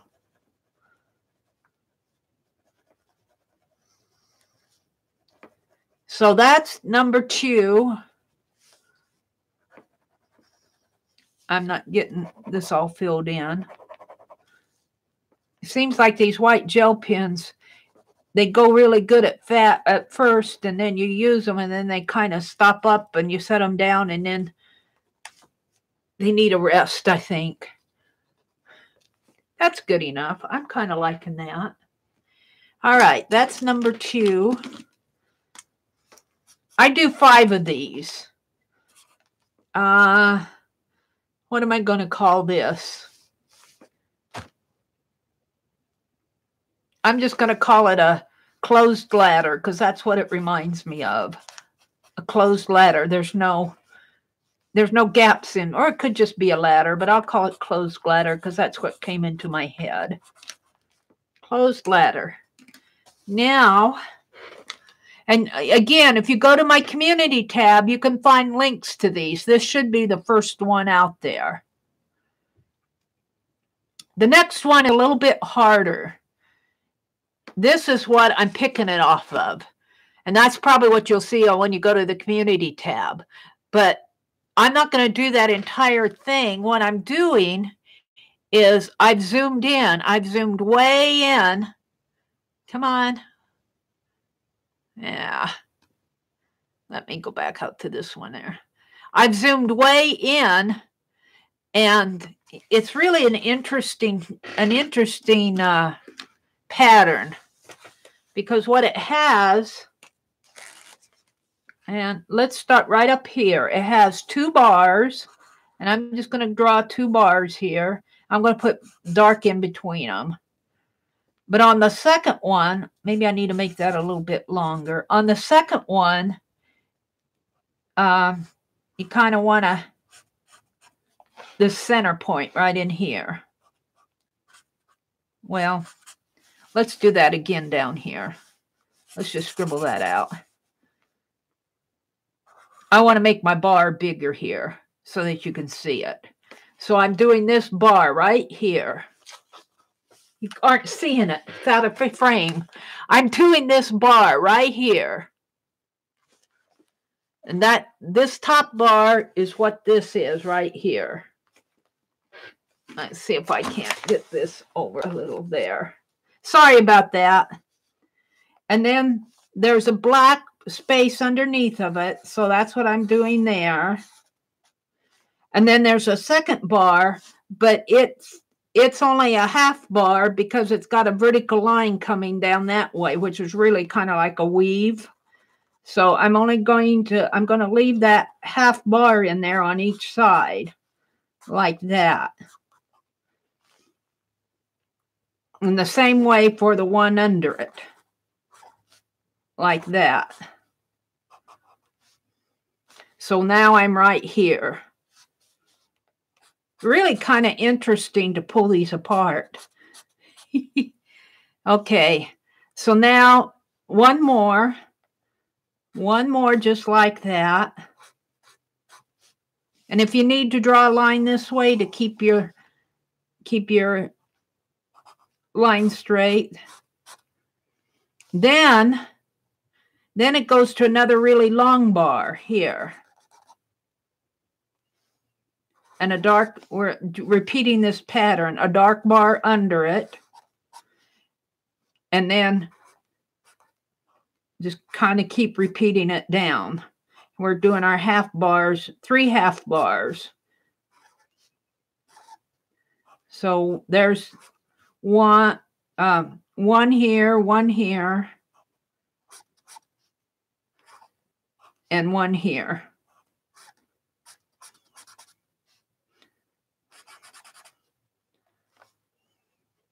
And then another long bar here. And you just keep repeating that down.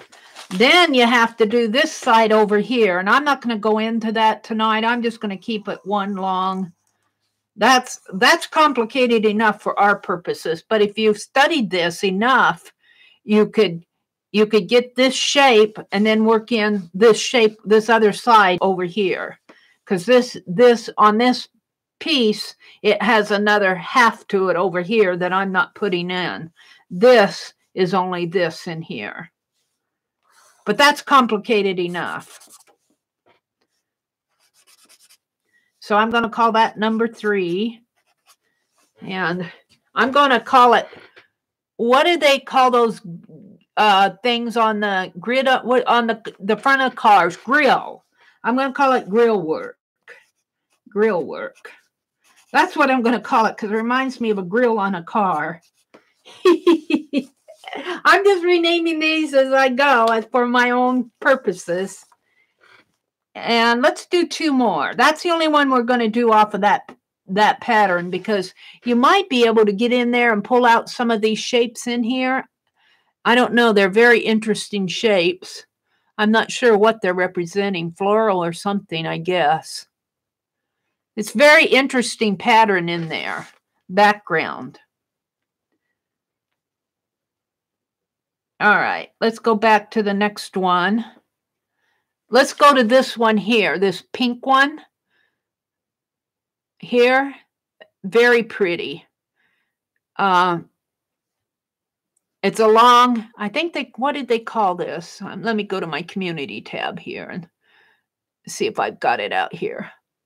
The first one was sample. The second one, the second one is border. This is the link. Second link is your border.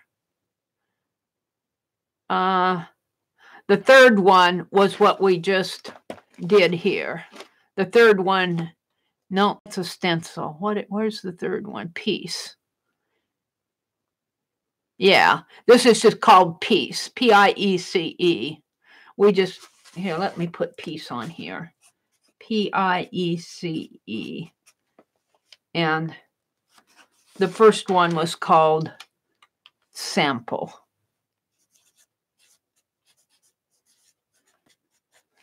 So now we're going to go do the border one. I'm only going to do 5 doodles. I don't want to bore you guys to death. So we may not use all of these, but let's go to this pink one.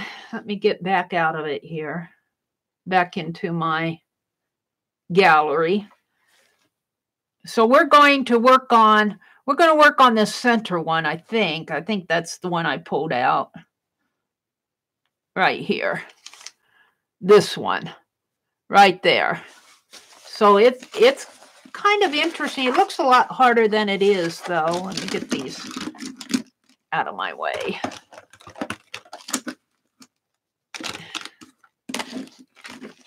Oh, leave that white pen in my markers. Not that one. I need that one. Okay. So it starts out. I'm going to do it right in here. Can you guys see? Pretty good. You can. My camera's crooked. All right. So I'm going to start down here with this shape down at the bottom. And it comes like, going to have to kind of draw it smaller. I don't know. I'm tempted to flip over to this page. Give me more room. It'll give me more room rather than trying to make it fit that space. Let's do it right in here. I'll have more room. So I'm going to draw this little piece right in here, just like that. Very simple shape. And then it's got a band. And then it's got a top one. The band kind of comes like that. And then it's got some little curves coming out. Actually, they don't curve too much. They're kind of up, angle, and angled. Up, angle, and angled. And then I'm on this centerpiece right in here. Right in here is where I am now. So I just kind of come up and up, and two little pieces kind of coming out that way. And you'll get better at drawing these if you do them a lot. So this other side is the same way. It has the angles. Actually, this meets right in there. And angled that way, and this way, and this way. This kind of repeats this. It kind of mirrors. Actually, it probably does mirror. This side of this design mirrors this side. The left and right mirror each other. So if you're working on a piece of software, where can I get this? It has to be over here, doesn't it? You can actually mirror it, and while you're drawing this, it'll draw over there. So you just kind of draw in your little floral shape here.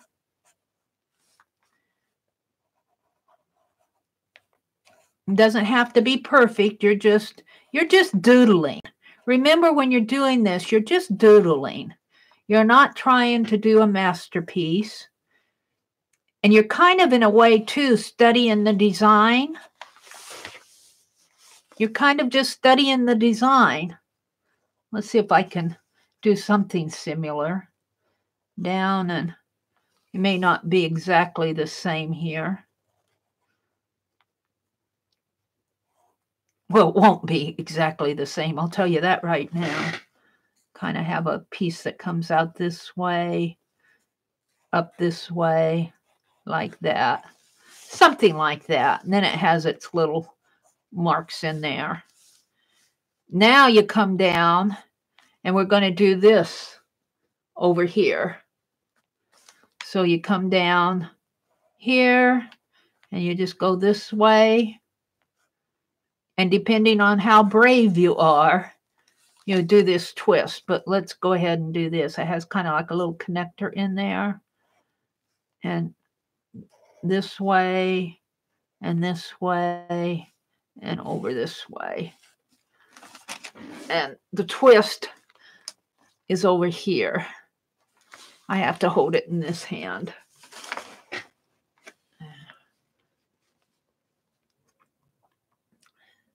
You go up and angled and over, and this comes over, angled, over, up. You just follow what you're seeing. It's up, angled, over, angled, and up. The same way here. It's kind of got a little piece in there, and that just kind of angles that way. And up, angle, angle, over. It's got a little piece in here, and over there, and angled, and up. Just keep doing that. Up, angle, over, over. And it's going off of my camera there. So I'm going to stop. Now, I personally don't like this in here. I want to put, see this little pretty, I can't make it any larger, this little pretty flower here.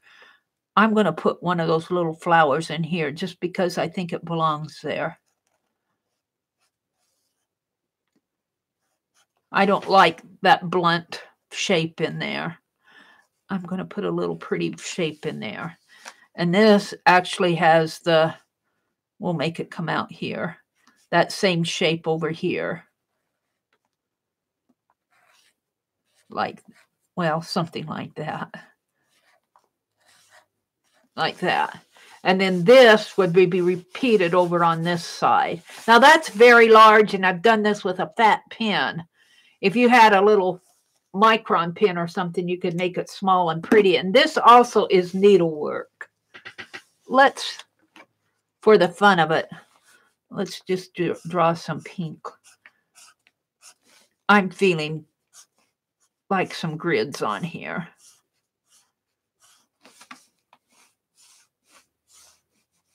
Maybe another one in there.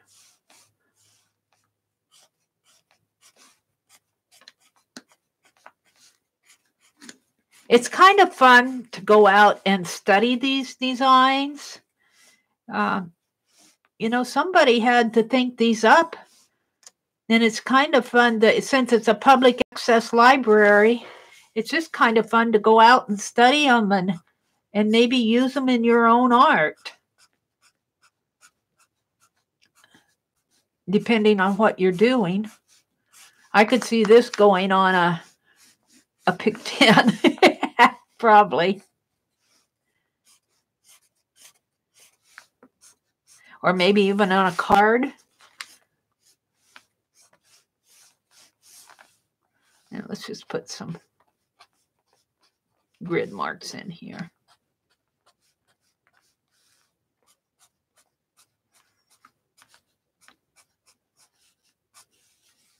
So that's number 4.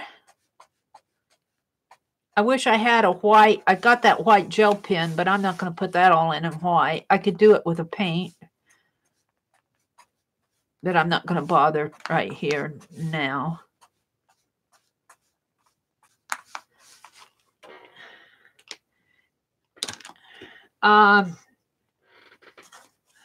So number 4, and what did they call that border? I think they called that, what did they call this? Let me look.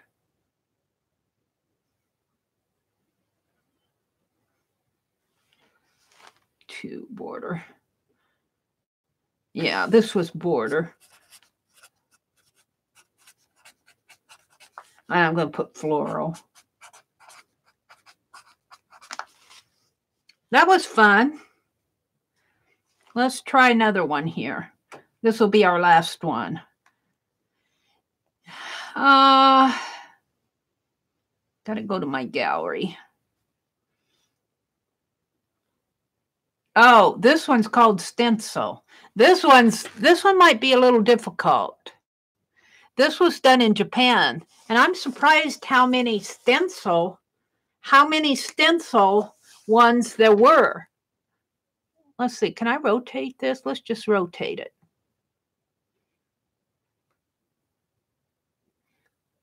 And expand it there.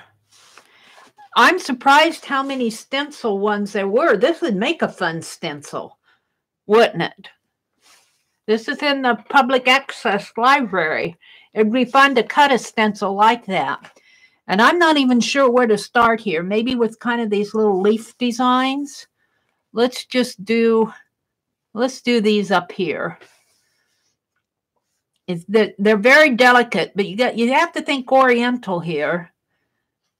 And this one's a little harder. This one's not going to be too easy. But some of you guys there's a lot of talent in this group. I wouldn't be surprised if some of you would take this and do something beautiful with it. And I'm just kind of mimicking this shape up here. Up in here. Right there. And it's just a doodle. Believe me. But if you were going to do a stencil of it, you would want to draw it out and maybe practice it a couple times. And I'm just going to do one leaf right here. I'm just going to do that one leaf. We don't need to make it any harder. It would be fun to do this with an X-Acto knife and cut a stencil. And I'm just kind of drawing out the leaf shape here. And I'm not even sure I'm doing such a great job of that, but we'll see. Kind of comes out this way and has a leafy shape in this way. It's very delicate. It's very Oriental. And when you combined all these shapes and then have these connector lines, that's what makes it pretty. Now we'll just do some lines like this. Now, just for the fun of it, let's color that in so you can see it better. How about with that How about with a bluey color? Where's my darker blues? How come what I want is always down at the bottom? We'll do this dark greenish color.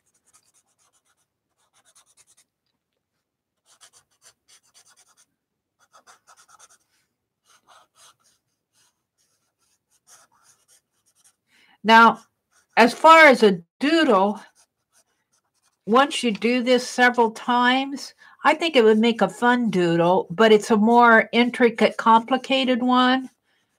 It would depend on how much you like doodling, whether you want to doodle a doodle like this or not. I'm not sure all doodles are, as far as a doodle, they meant it for a stencil, not a doodle. But what I'm saying, it would be a complicated doodle. But I suppose once you got started doing it, it would be kind of fun.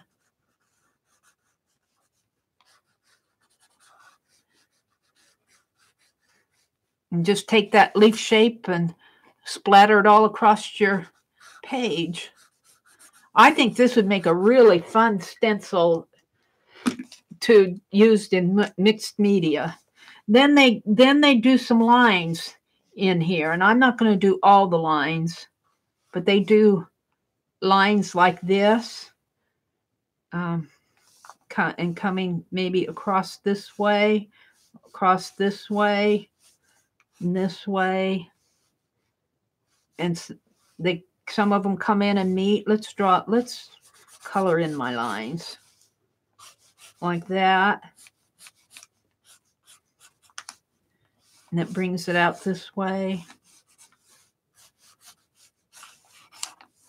And let's see, they got 1, 2, they've got 3 there. What happens to these? There's another line that comes out this way. You just have to play with it.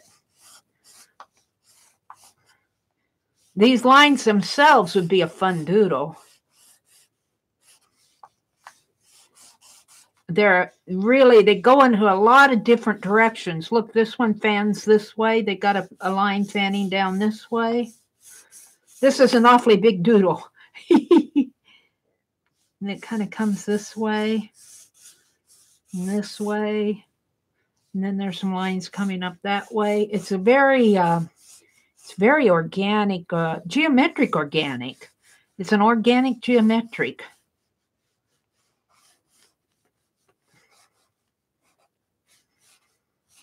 Something like that. And then, of course, there's more to it in here, too. You just need to play with it.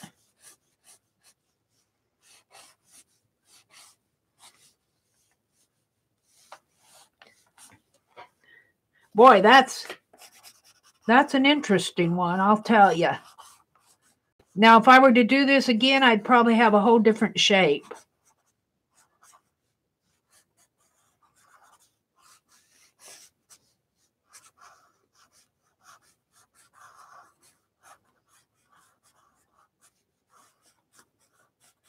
It's kind of fun to do, though.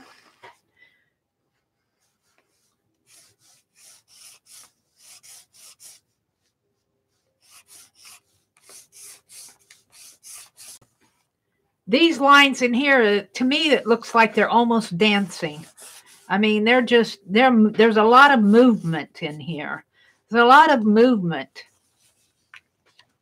You can't see them very well, but those lines have a lot of movement, a lot of action, disregarding the leaves.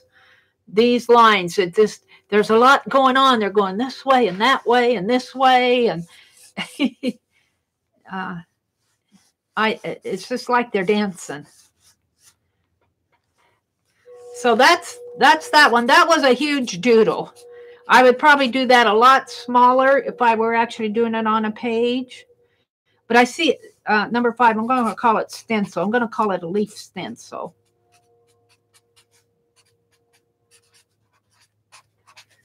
It'd be fun. It would be fun to ignore all these leaves and do a stencil with just these dancing lines like this and try to cut those out. That would be fun to do. I might keep that in mind. So there's oh my goodness. It needs a lot more work on that, but I'm not going to spend the time. I'm not going to spend the time. There's my 5 doodles in game 9. I like this one. If you're going for something easy, this is what you want to do first. Then I would go for this one. This one's hard. This one, it's not hard once you understand it, but you have to do it a couple times to understand it. And this one's fun. I like this one a lot, but here again, you have to work it out. And this one, this is the challenge. This one's the challenge. I would like to do this one again. I'd really like to get in here, and if I were sitting here not talking to you guys, I would go in here and color this in more so I could see my shape better, which is what I'm doing, sitting here talking to you.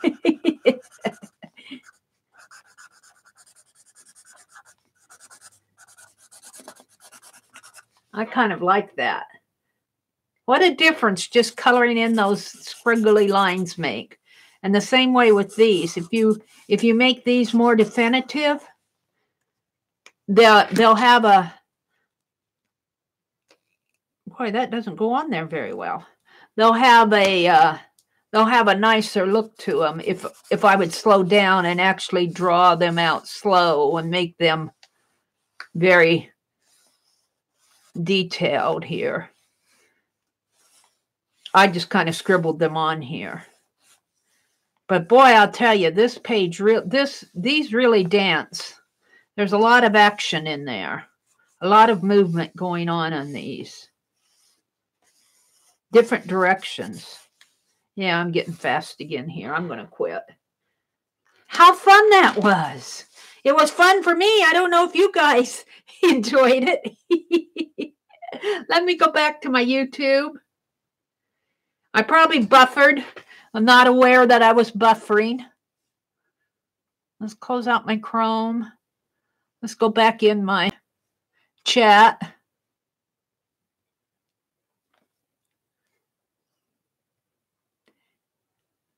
There you all are. Did we buffer? Did I buffer anything in there?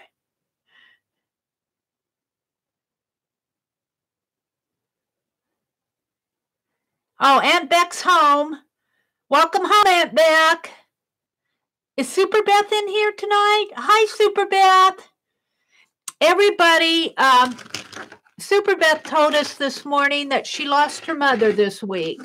So let's send her some hugs and prayers and give her some love.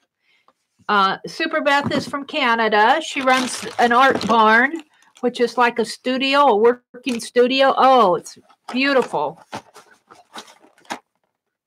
So send her some love.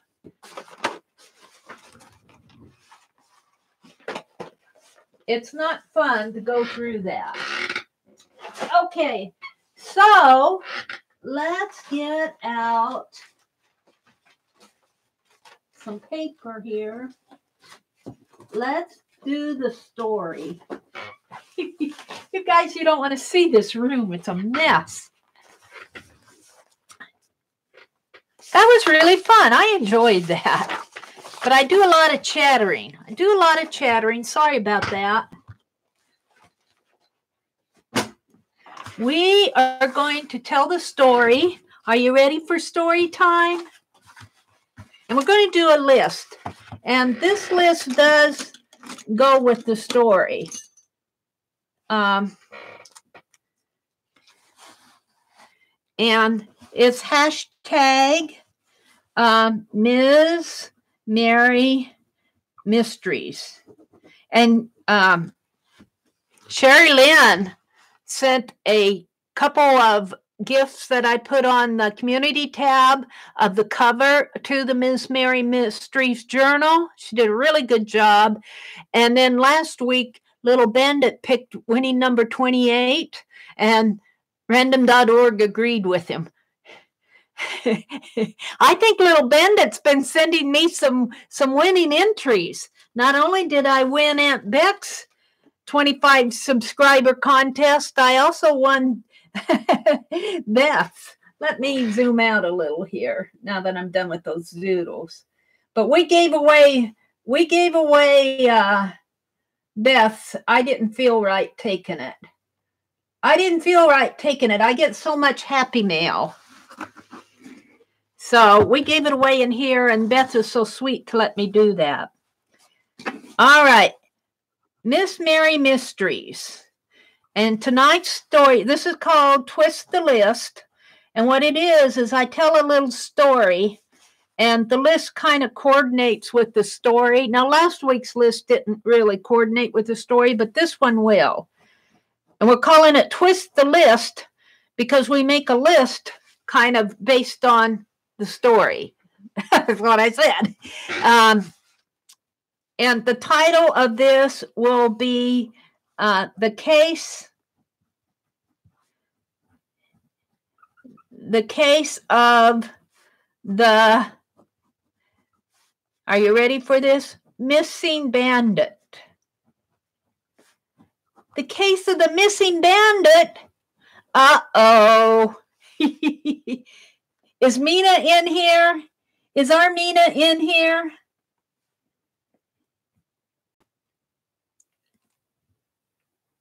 Mina took care of our little bandit last week. She volunteered. Holly took care of her the first week, and Mina took care of our little fictional bandit. They don't have to do anything in real life, just fictionally. They take care of the little kitty all week because the little kitty bandit is our little shop kitty now. So Mina took care of her last week. So it's Saturday again. I'm going to start the story. It's Saturday again, and Miss Meri is, everybody in our little local art groups gets together at TheMeriAtelier, which is like an empty store building downtown that I rented out, and my great grandmother and grandfather used to run that store building. Well, here's the thing. I asked Mina, I got there, and I thought I saw Bandit, but I wasn't sure. And we all met. We meet on Saturday afternoons. Everybody came in, but there was no Bandit. You know, and we love our little kitty, but Mina took off with the cat. Mina, you get back here with our Bandit. Now, I thought I saw Bandit, and I think Mina probably did a really good job at taking care of her. But you know how cats kind of wander off? Aunt Beck could probably tell us about that. Aunt Beck is always worrying about, was it Callie or Howie? Sometimes runs off for a couple days, and I get worried about her. Is he with you, Zoe? No, I think Mina did a really good job of taking care of our kitty, but it might have been that she took the little kitty home with her. Maybe that's what happened. But who in here wants to take care of our little kitty next week? Let's get that settled. Mina is a cat burglar. No, we're not going to accuse her of a crime. Maybe she just wanted to take the kitty home and take care of it without her having to come into the shop or something. We'll find out when Mina shows up. Beth does? Okay, Beth is going to take care of our little kitty next week. And that means feeding it and making sure it gets lots of attention and emptying the litter box and playing with it and all of that. So Beth is going to be our little fictional caretaker for next week. But now we are all meeting on a Saturday afternoon, and I have to tell you this up front. We usually have refreshments. Janet usually brings in refreshments, but this week our Officer Orville, who is kind of like the police officer who kind of keeps a watch on us now that we were broken into by the lead pencil criminal. He kind of watches over us, but he also comes on Saturday afternoons to get a little bit of refreshments. But this week he called ahead of time and he said, I'll bring the refreshments this week. Oh, you have a dog and a cat for Bandit to play with? Are you going to take it home with you? I guess it would be okay to take it home with you. Maybe that's what Mina did. But when we met this Saturday afternoon, we all got here and little Bandit was nowhere to be found. And Officer Orville has called and he said he's going to bring refreshments for us all this week.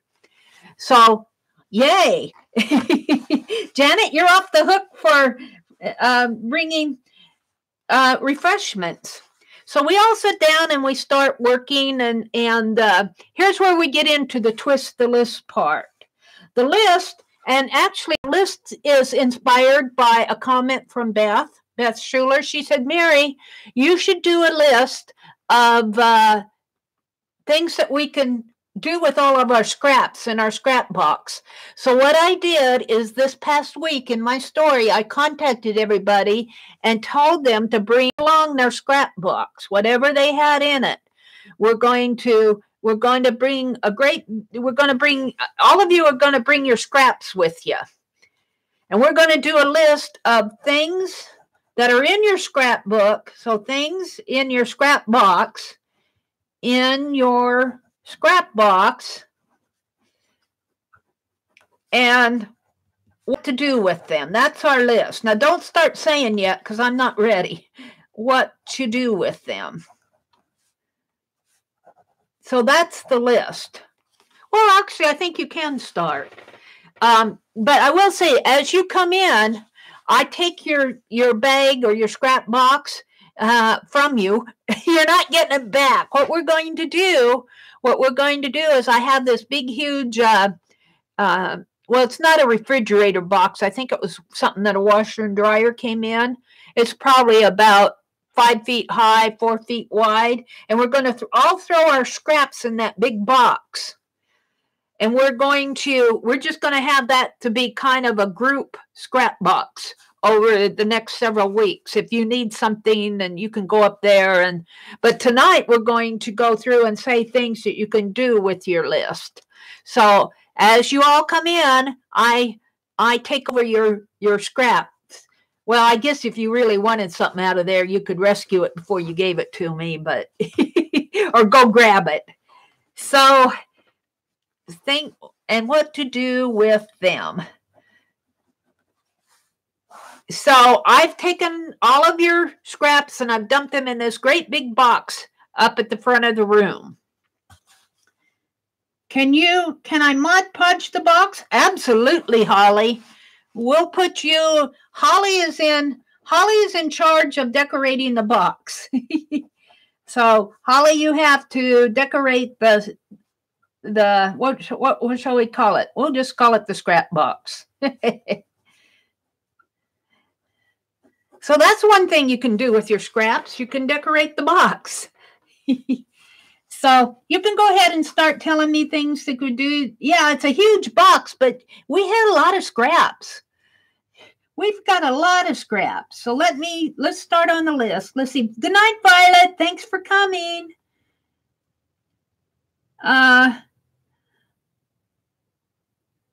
Let's see. Everybody's saying good night to Violet. Holly volunteered to decorate Mod Podge the box. A fabric Velcro band for an art journal. So fabric. This is something that Barb has in hers for art journal. That sounds like my bank book. And this does not have to be paper scraps. Whatever scraps you have, it's a bits and pieces box that might look something like this. I have all sorts. I got my paper pads in here. I've got some double-sided tape. I've got my stapler. I've got an old couple of, this one's empty. This one probably is still working. I've got some pins. I've got a folded, a little jumper folded thing. I've got my date tab. I've got some tape. And this is just what I have off to the side. I've got some washi tape hiding in there. So it doesn't have to be paper scraps. It's just a scrap box that you throw things in. The scraps will be gone. Okay, you're going to make ATCs.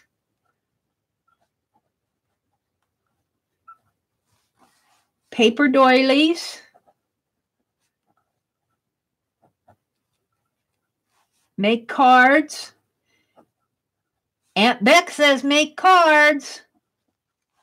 Collage. hand sewing.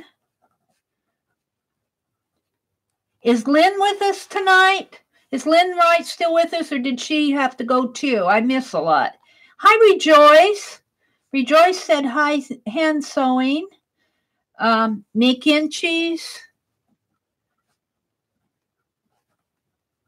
Painty papers, marble painty papers. Beth has a wonderful video out there on using marbles to paint the papers. I saw you do that.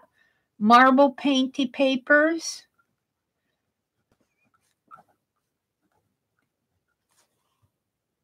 Zoe's still crying. Why are you crying, Zoe? Old cheap jewelry? What are you going to do with that old jewelry? A weave. These are just some things that are in there. Seeds to share in art for spring. For flowers.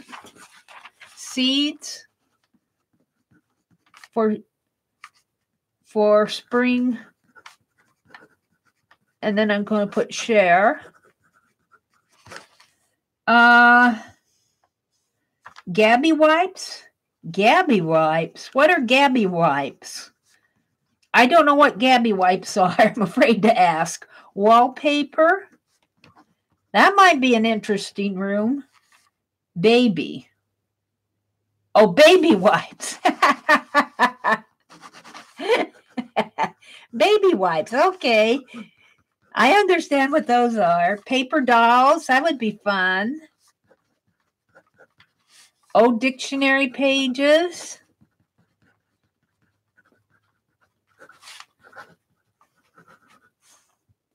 Hi, Azure. I'm reading 80 Dolls. Hi, Azure. Music paper. So look at all this stuff we have in our scrap boxes. Man, this is getting my... Hugs, Zoe, Beth Ann says. Paper clips. This is getting my creative juices going here. Just look at all this stuff. String. Music, hymnal paper. Here's Lynn. Lynn's still here. You might want to stick around just a little, Lynn, if you can. If you can't, that's okay too. But you're going to be a character in this story. I volunteered you. Plastic lids.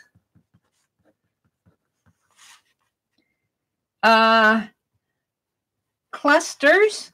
These clusters are starting to fascinate me. I might go to start doing some clusters because you guys are getting me interested in them. Corrugated cardboard. That would make some nice mark making, or even distressed tags or distressed.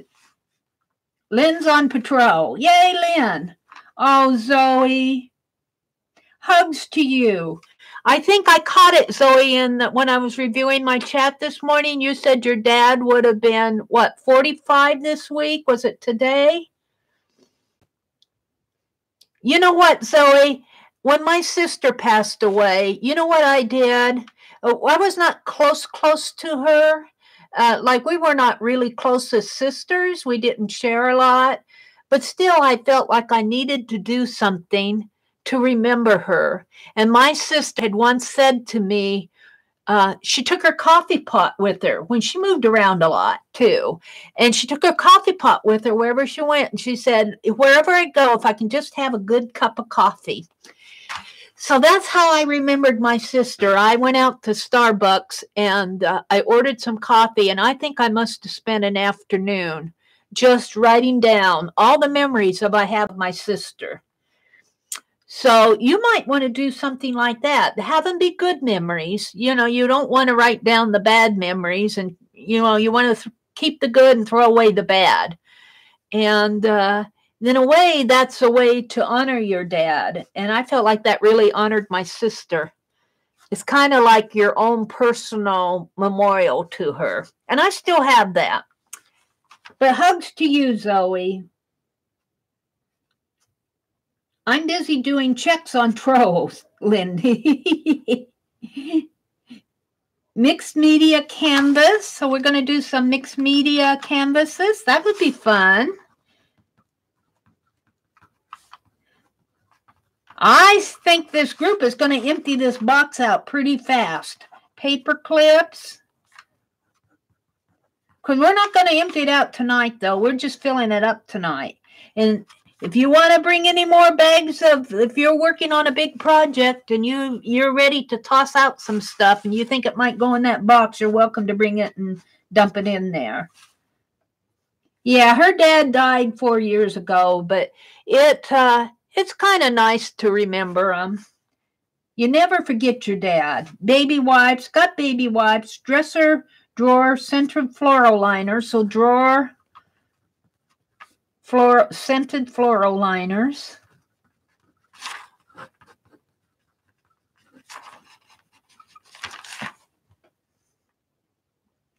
Hemming tape. That's interesting. Somebody's been sewing.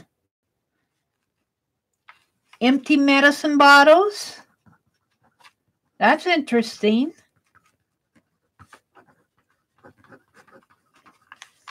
Read between the typos.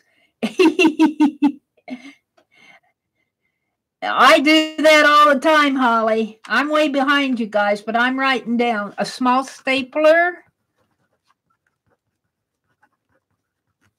jelly prints, a zipper, washi tape. Probably the washi tape may be getting toward the end of the row. If you're like me, I have the hardest time after I've used all my washi tape and it just has that little bit left on there, you know, just a little bit. I have the hardest time throwing that little cardboard roll away. I say, oh, that's got to use someplace.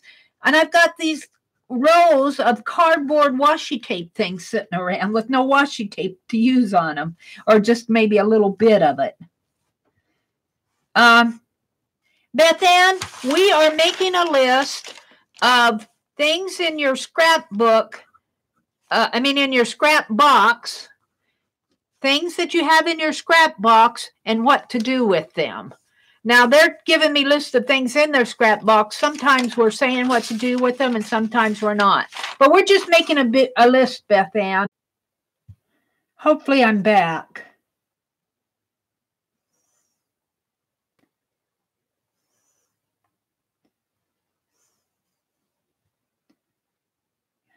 Okay, I'm back. Yeah, I knew I was buffering. I was trying to catch up with you guys. I left off on Aunt Beck's paint boogers. I'm way back behind you. So I'm going to put a gap here between Aunt Beck's paint boogers. That was my last one. And I'll go back in and fill in the gap and from the buffer. And I have a gap in here of things you guys said. Cheryl says she's jealous. Why are you jealous? Oh, Daytona Speedway armband, 2-day admission pass. Ooh, cool. I know what's in my box. I want ideas of what to do with them. Yeah, we want some ideas of what to do with all this. Maybe over the next couple weeks, we'll be dipping into this box. We might dip into this box and say, okay, pick a number, and we might end up with the number that is paint boogers. Paint bottle boogers. What are you going to do with all those paint bottle boogers? Or we might, gosh, we could do several things with this list. Yeah, we want ideas of what to do with them. Chipboard scraps. Piece of chipboard scraps. My pen is squeaking as it writes across this page. Piece of lace, of junk lace. Make jewelry. So that's something to do with it. Make some junk scrapbook jewelry. That's fun. Let's call it scrapbook jewelry. That's a good idea, actually. That would be fun. Hi, Christine. They're saying hello to you. Junk mail envelopes. So junk mail envelopes, painted works of art,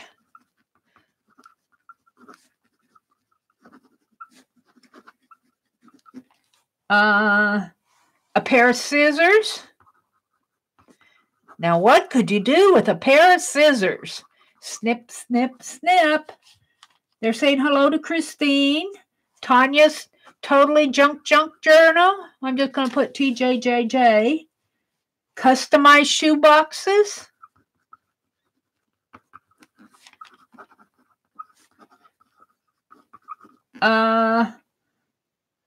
We got that.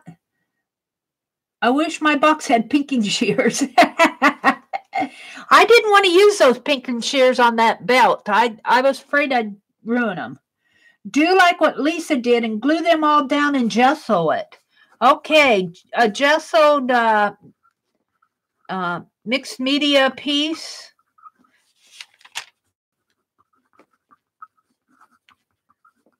And we'll put a pick 10 because she did a pick 10. That was kind of fun. I wonder if she's going to do that next week. Junk journals.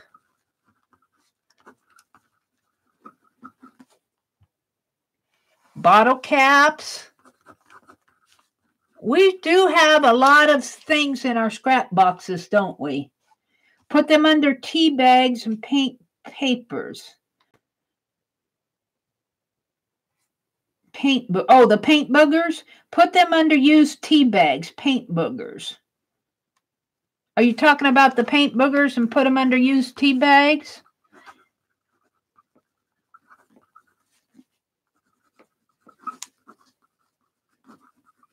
That might be interesting. Inchies, twinchies, and speckle dusties. I don't know what speckle dusties are. Inchies and twinchies. What is a speck of dusties? Speck of dusties. I'm writing it down because Holly said it. Old tins. Christine said hello to everybody. Piece of potato net. So piece of, I'm going to say vegetable netting because it'll show up again. Lint. Yeah, I've seen dryer lint used in mixed media art. Draw all the items. Oh, wow. What a challenge. Who is that? Allie K. Draw all the items in the box. Now, all of them, this kind of gives me an idea. Allie K, you come up with some good ideas.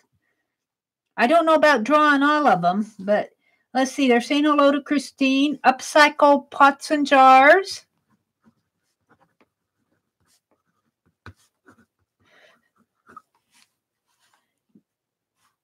Rick Rack. Peeled off flour from a tissue box for background page. So peel flour from, like you're saying, get it off of the tissue back for background page. I'll just write down what you have because you're getting inspired. Make magnets. That would be fun. Cluster magnets. That would be kind of fun to make some cluster magnets. I'm going to put another star here. That would be a fun thing to do. Cluster magnets. Decorate a flower pot. Spring is coming. Spring is coming. Oh, hold it a minute. I heard a knock at the door. It's Officer Orville, and he brought our refreshments. Oh, it smells like pizza. He brought over, oh my goodness, it has to be at least 7 boxes of different kinds of pizza. He must think we're hungry, and we are kind of. Officer Orville brought us pizza, and there's some pop and tea, I think, and lemonade. So, wow, how could he afford all this? So I cornered him and saying, did you pay for all this, Officer Orville? And he looks at me and he says, you know what? I got an envelope in the mail today from our criminal, and he had this gift card. He bought a gift card at the local Godfather's Pizza. I hope you guys like Godfather's Pizza, because that's where he got the... I don't know if you guys have Godfathers in your area, but the criminal must have paid a lot of money for that gift card to get 7 boxes of pizza with all the drinks and everything. So he's treating us, our lead paper our lead paper criminal must have a really guilty conscience for giving Janet a black eye, because not only did he send flowers last week, he bought refreshments this week. So there you go, huh? A gift card to Godfathers. And so we're still we haven't caught him yet, but he's saying he's sorry, I think. I think he feels bad for Janet. Let's see, I'm going to put a gap here because I want to go down to where you guys are. Gap to, let's see. I'm going to put the lead pencil criminal story. So we're all enjoying our pizza. We're just kind of hanging out. We're doing our art, whatever this is kind of like a free night. Sit and chat and visit. We're not working on any projects. We just brought whatever we're working on. The only thing that we needed to do tonight was bring scraps to... You didn't know I was going to dump them all in a big box, but you donated them. So, but they'll be used by everybody on a weekly basis. So while we're enjoying our pizza from the lead the lead pencil criminal, we're going to finish our list. Let's see. He was feeling guilty. Yeah. I'm going to start up with Azure tea bags with string into a tea party journal page. Oh, that would be interesting. Tea party journal page. That would be fun.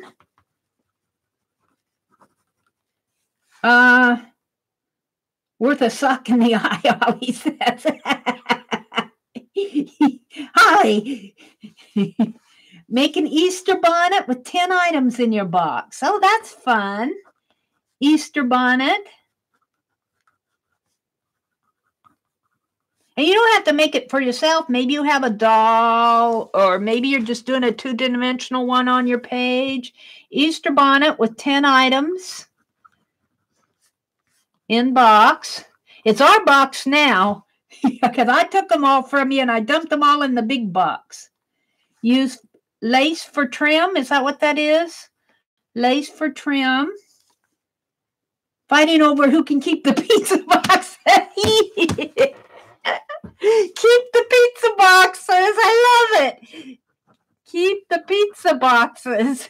That's funny, Holly. Don't fight over them. Don't fight over them. Well, we've got 7. I think there were 7 pizzas. So that's funny. Use postage stamps.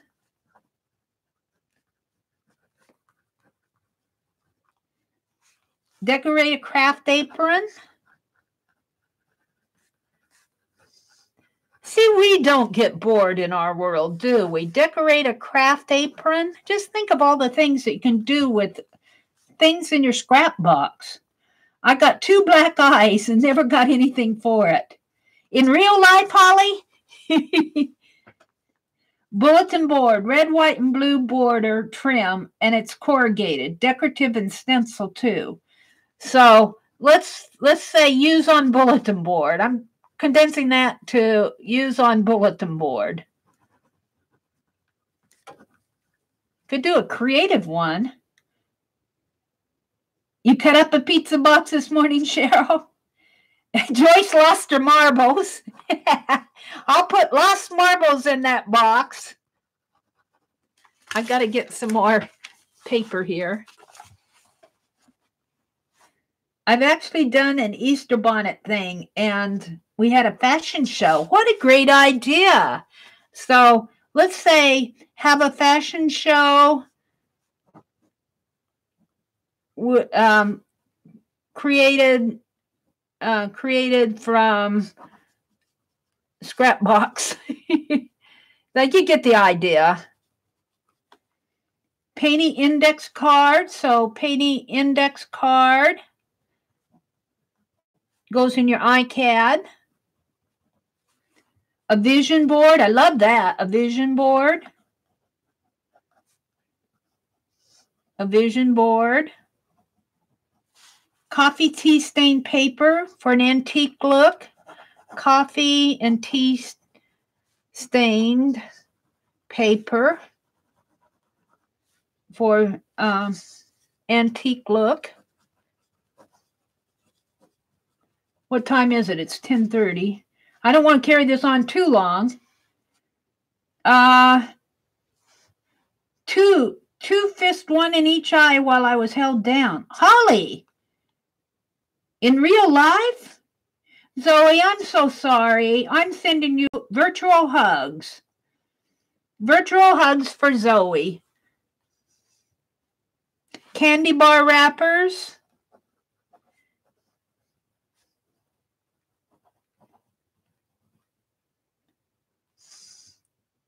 Make a paintbrush from a lock of hair from Bandit.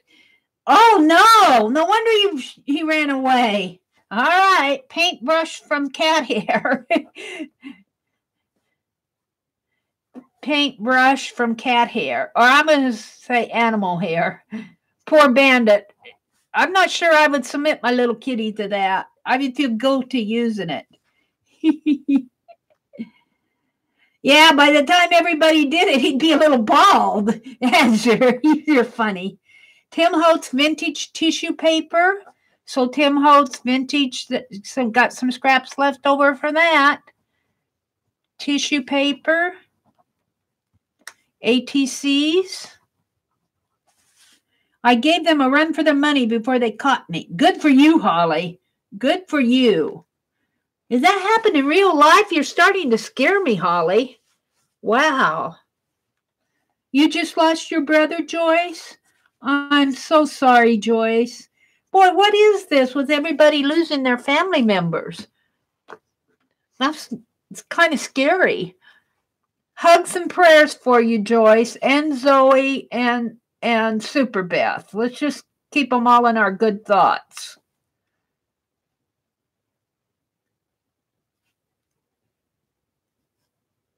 Junk mail for our TJJ journals.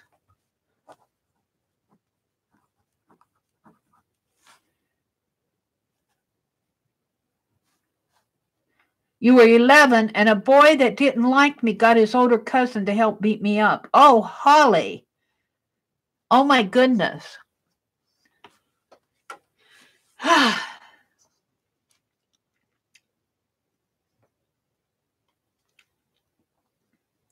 I'll bet he feels sorry now. You deserve pizza and flowers, Holly.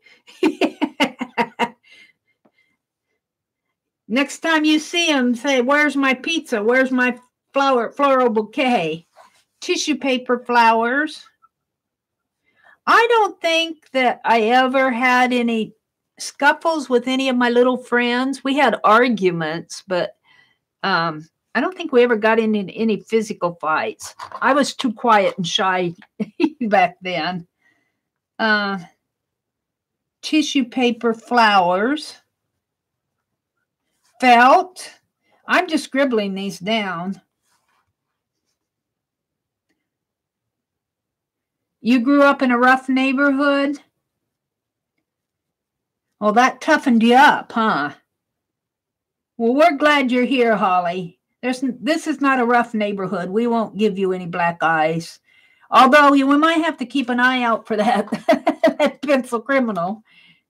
Everyone has had loss. Yes, they have. So we can understand. We can understand. Whoops, what fell? My scissors again? I keep knocking things off over here. We can understand when somebody else loses a brother or a dad or a mother. When it first happens, and especially if you're not expecting it, it just kind of, it hurts. There's a grieving process that you have to go through. And sometimes it may take a while. You know, when my dad, I was really close to my dad, especially late in later life. When he passed away, you know, for several months there, I would go and visit his grave. And, you know, I just kind of out of respect, but also too, just to, I don't know, just to kind of talk to him, I guess. And I was in the grocery store once, and they were talking about death and people passing away. And this one clerk said she thought it was morbid for somebody to go visit the grave after they passed away. And boy, I'll tell you, that set me off. That set me off. I never went back into that store while she was working there. And I wouldn't go out. It's a small town. It was a small town, and my mother was still alive. And I used to go in and help my mother, you know, carry out the groceries and everything. But I refused to do it while that clerk worked. And I thought, she can carry them out. She can help me. And she did. It was her job to help carry out the groceries in that time.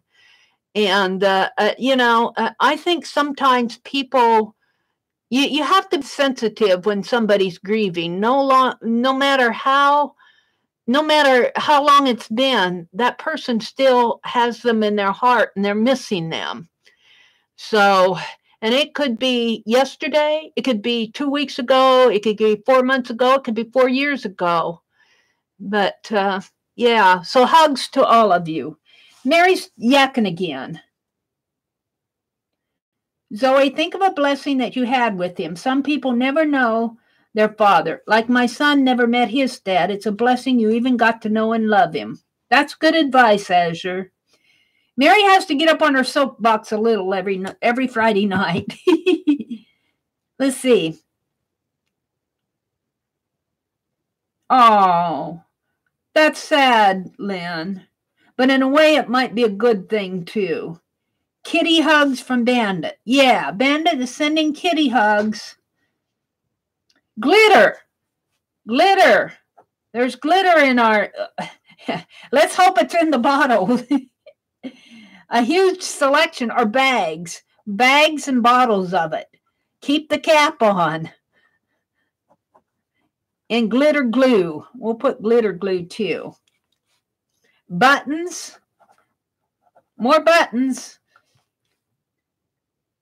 Oh, okay, Aunt Beck. If you need to leave, you go ahead. I know you've had a big day.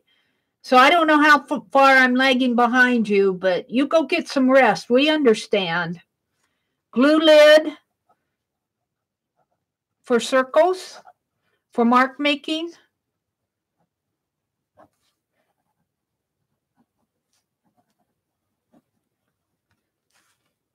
Last time I saw my mom was age 3. Oh, my goodness. Oh, hugs, Cheryl. Beck, go ahead and rest. We can always catch it later. Yes, absolutely. We might fight in the craft bin. Craft bin fight. Oh, dear. And you guys, I love it when you say craft lunch. That's going down in my journal, craft lunch. I think Lucia was here, and she knocked something off, and I think it was Lynn that said craft lunch. I heard that again. And whose chat was I in today? Wasn't Beth? Whose chat was I in today? I had to be Beth's because I didn't watch any other chats today. Well, it might have not been today. I get my days mixed up. Yarn prices for tags. Yarn prices for tags. You mean pieces. Yarn pieces for tags.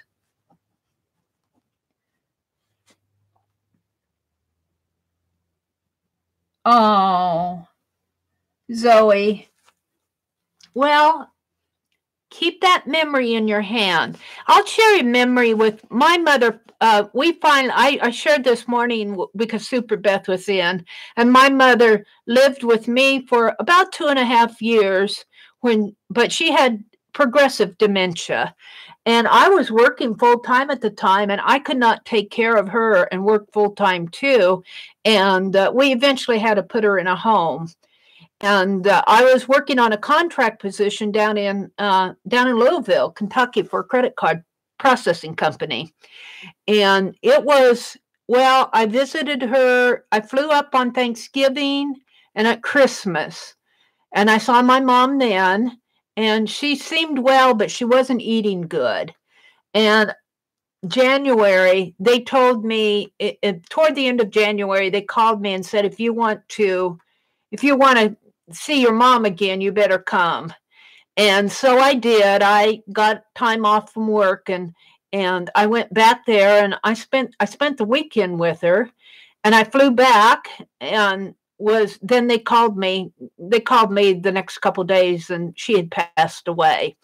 But that weekend that I flew down there with her, they had put her to bed early, and the radio next to her bed was playing oldie goldies, and I was kind of holding my mom's hand, and it could have been the medication she was on, but I don't think she was in pain. She didn't seem like she was in pain, but that music had the beat, and while I was holding my hand, it was kind of like she was letting me know that she was there, and it was kind of like we were hand dancing. And that's the last memory that I have of my mom. She passed away the following week. But in a way, it was kind of a blessing because she had progressive dementia. She wasn't even eating good. She lived a good long life though. I think she was probably ready to go. I think she was kind of saying goodbye to me. Now I'm going to cry, Zoe. Who's tugging on Rick Rack? Better let go. Let go of the Rick Rack. Don't have a Rick Rack tug of war. That might show up in a future story. We won't do that tonight. You gals be good tonight. Your dad's ashes are in your room. Beware of the lead pencil criminal. He can poke your eye out with those pencils, Allie Kay says. He might, but I think with him sending flowers and now the pizza, I don't know. I think there's something about him that wants to apologize, that realizes that he shouldn't have had that little temper tantrum, and he especially shouldn't have hit Joyce. Joyce. I was looking at Joyce's name. He shouldn't have hit Janet. So I don't know if he would poke anybody's eye out. I don't know if he's that violent. We'll find out later, I guess. My dad, let's see. I was reading Zoe's comment. I grew up in an older family, so I don't have much family left. That's why I love animals. Aw, Holly, hugs. My mother had us kids later in life. Like, she was 38 when she had me. So all my aunts and uncles were almost like my grandparents. My mother was probably about the 6th out of 12 kids. And so I did not know my grandparents. Well, I knew my dad's mother a little, but my mother's older sister was like my grandmother to me. Getting off track here. Stickers. Thanks, Beth. Stickers cut from address labels. Boy, I'm really scribbling. To be used on Happy Mail. Yeah, we all grieve different. Hi, Carehart. Welcome. Carehart, we're doing a list of things in our scrap boxes and things that we can do with them. And I'm kind of telling the little story. We're winding down though. Postage stamps. We kind of go off onto our little rabbit trails. But those rabbit trails, I think, in this group are okay. Queen of Spades for an ATC. That would be fun. Yeah. I was laughing at your comment, Anya.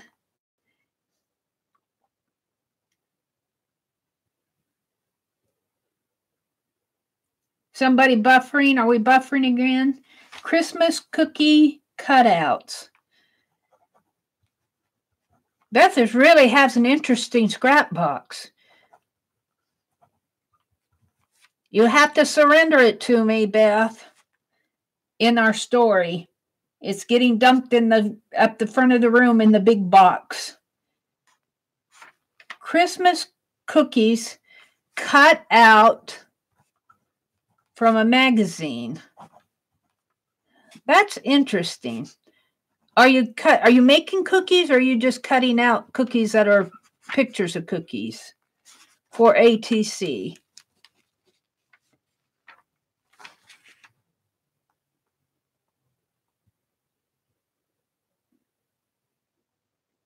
You can't hear me? I've got a pretty loud voice. Oh no, Azure, the glitter exploded. Oh, Azure, will you clean it up for us, please? Glitter explosion. In our story, Azure has to clean it up because she found it. We're going to put Azure together. How would you clean it up, Azure? Azure cleans up. But Janet probably runs over and helps her, knowing Janet. I wonder why that sound does what it does. Empty tissue box.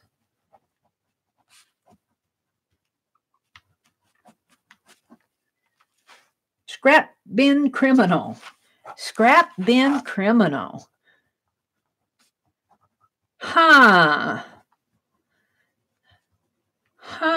This might be a good time. We're all sitting here making our lists. We're just in a very good conversation, and we notice we hear some shuffling sounds. And, well, what is that sound? And we look over and we see that box that has all of our scraps is kind of jiggling back and forth. And we go, what's with that box? What did somebody put in that box that's making it jiggle like that? Well, I get the courage to go over and check, and lo and behold, guess who pops out? Bandit! Bandit, how did you get in the scrap box? Bandit was in the scrap box. And that was a good time to mention whoever said scrap bin criminal, Allie K did. Bandit had somehow hopped into that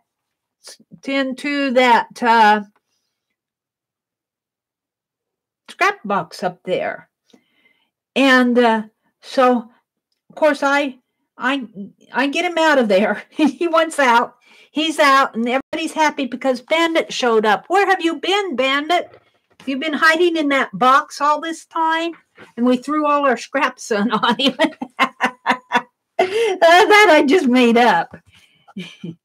Well, but the thing of it is, when he comes out, he has a lead pencil in his mouth. Bandit has a lead pencil in his mouth. He's carrying a lead pencil. Bandit, where did you get that lead pencil? Where did you get that? Well, he won't give it up. He will not give up that lead pencil. So I just decide, okay, let him play with it. You know, I thought he was going to give it to me as a gift, but evidently not. That's my Bandit there.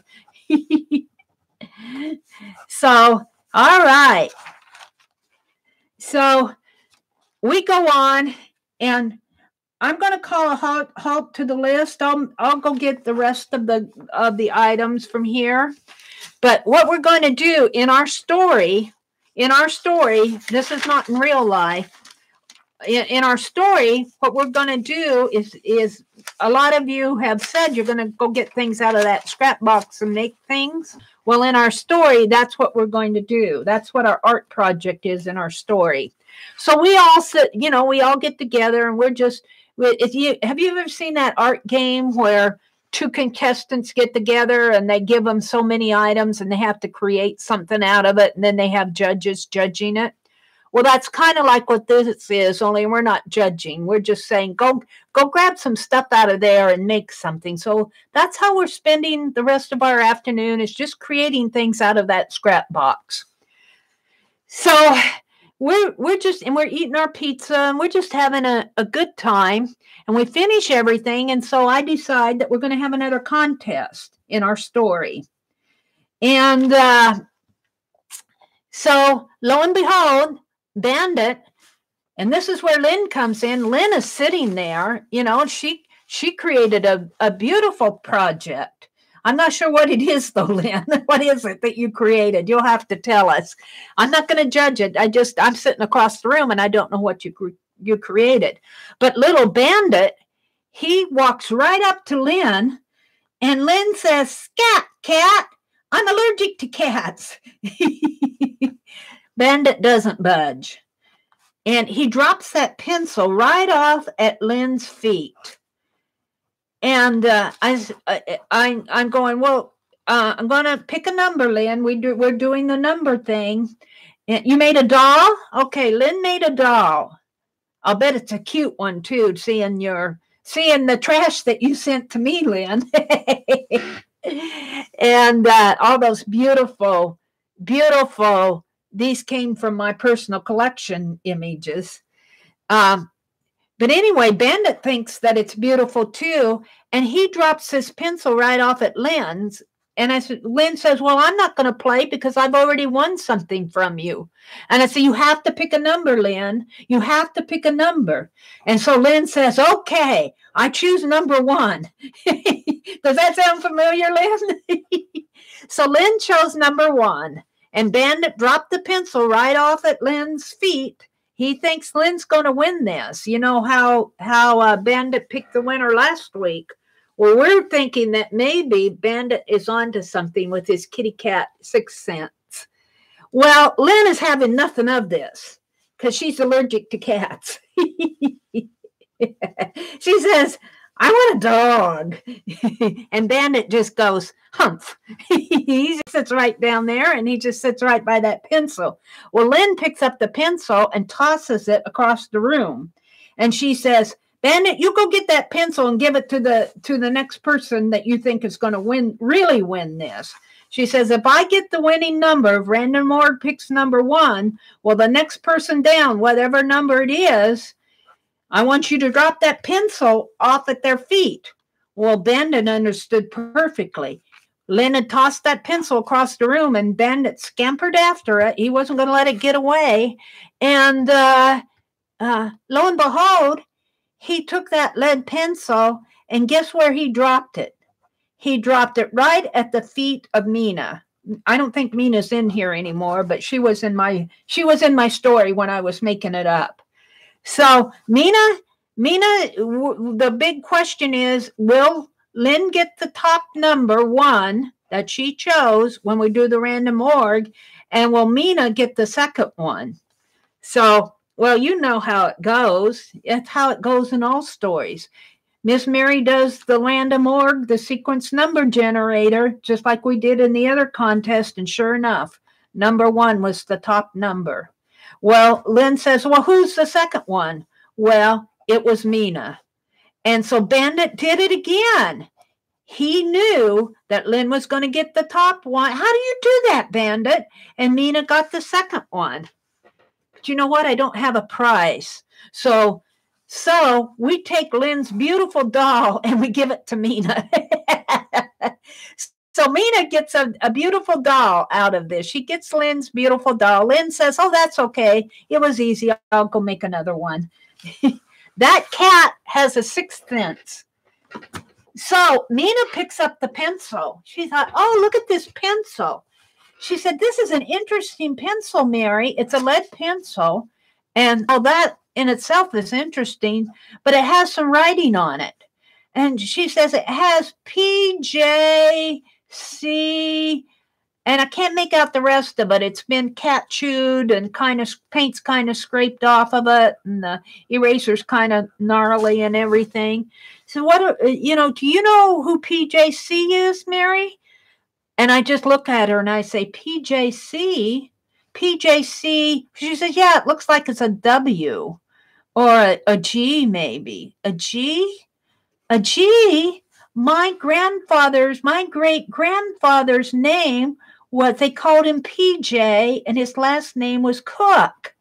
That pencil belonged to my great grandfather, and the G would have been for general store. And then we all looked at Bandit and we said, Bandit, where did you get that pencil? Where did you get that pencil? Well, Bandit, he's pretty smart with the sixth sense, but he's not going to tell us where he got that pencil. He found that pencil. So we're thinking there might be some treasure in this empty store building someplace, and Bandit is finding treasures, finding vintage treasures, and he's bringing them and he's dropping them at our feet. So that's kind of how this story ends, but we're kind of wondering, a lead pencil, that criminal from chapter 1 wanted lead pencils. Is there a connection? What is Bandit trying to tell us? So that's the mystery. And Lynn, I'm so sorry you had to give up your beautiful doll, but I'll tell you, Mina will really treasure it. So that's the end of chapter 3. There's no assignment unless you want to do something. If you want to do something, it would really be fun if you would pick, if you'd read, maybe go back and read the chat, or go to your scrap box and pick something and make something out of it, maybe an ATC, something like that. Use those paint, what did they call them? Paints, what did Aunt Beck call them? Paint, what did she call those? I call them paint plugs. You'll make another one. I'm sure you would, Lynn. You have a generous heart. You have a generous heart, and let me tell you, Mina will treasure that doll. But after all, you're the one who threw the pencil and challenged Bandit to go pick another winner. Paint boogers. Yes. So maybe somebody can do something with their paint boogers. But don't send it to me. Take a picture of it, and I'll put it up on the community tab. If you want to do something. I don't feel like I should say you have to do something. Last week, Sherry Lynn surprised me with those 2 pieces that she sent in. And it's so fun to do that and to see what you guys come up with. So that's the end of my story for this week. I hope you enjoyed it. I know I make a lot of mistakes. I don't write these down. I just talk them out of my head. And, well, you know what? My head gets mixed up a lot. I'll probably follow in my mother's footsteps. But not with all you out here. You keep me in line. So I have some more things on my list here. Let's see. What time is it? It's almost 11 o'clock. If any of you have to go to, it's 12 o'clock Eastern time. Let's see. We did the angel book. We did the doodle game. We did the story and the list. I showed you the tube box. I have to carve this eraser for Jeri. That's a to-do. I have some cards to work on. Oh, and we worked on those scrappy tags. Let's check those out. Let's see what's going on with the scrap tags here. You can see the mess behind me, but they're here. I just wish I could find that yarn, but it's still kind of wet. They have to dry overnight. They're wet like the tube rolls are. They're kind of wrinkly, but that's a pretty texture. Can you? I got this there. I had the camera settings in front of my computer screen there. I couldn't see anything. Can you see how wrinkly it is here? Can you see the wrinkles? That's kind of fun.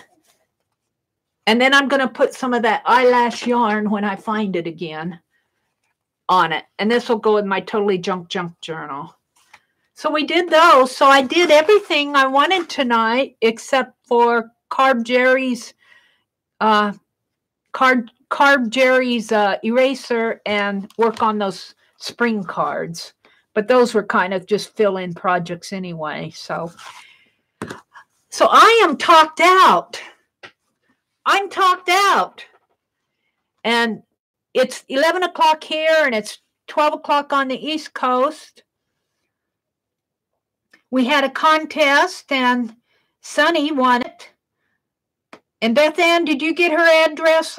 Not Beth Ann. Beth Schuler, did you get her address and everything so that you can send it off to her?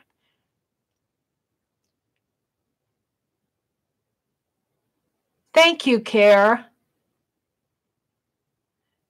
Good night, Janet. Yeah, I'm going to close it out too. I'm kind of tired myself. I did streams at 4:30 every morning this week. I don't know if I'll do that all the time. I was awake, except for yesterday morning. You did. Okay. Yeah, let's say good night. You all have a really great weekend. Make some art if you have some time. I hope that the weather's going to be good for all of you. Spring is on its way. Spring is all on its way. Dig into that scrap box you have and come up with something fun. All right, everybody. Good night. Oh, wait a minute. Carehart, are you still in here? Lynn, are you here? Is Care going to have her auction tomorrow? When's your next auction, Care? Oh, she's... are you here?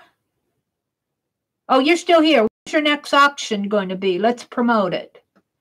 Or if Lynn is here, she can help me with that too. I'm kind of lagging here, I think.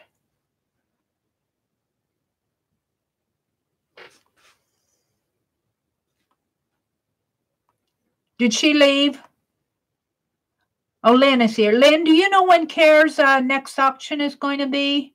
She canceled her auction. The next auction is the first Saturday of April. Okay.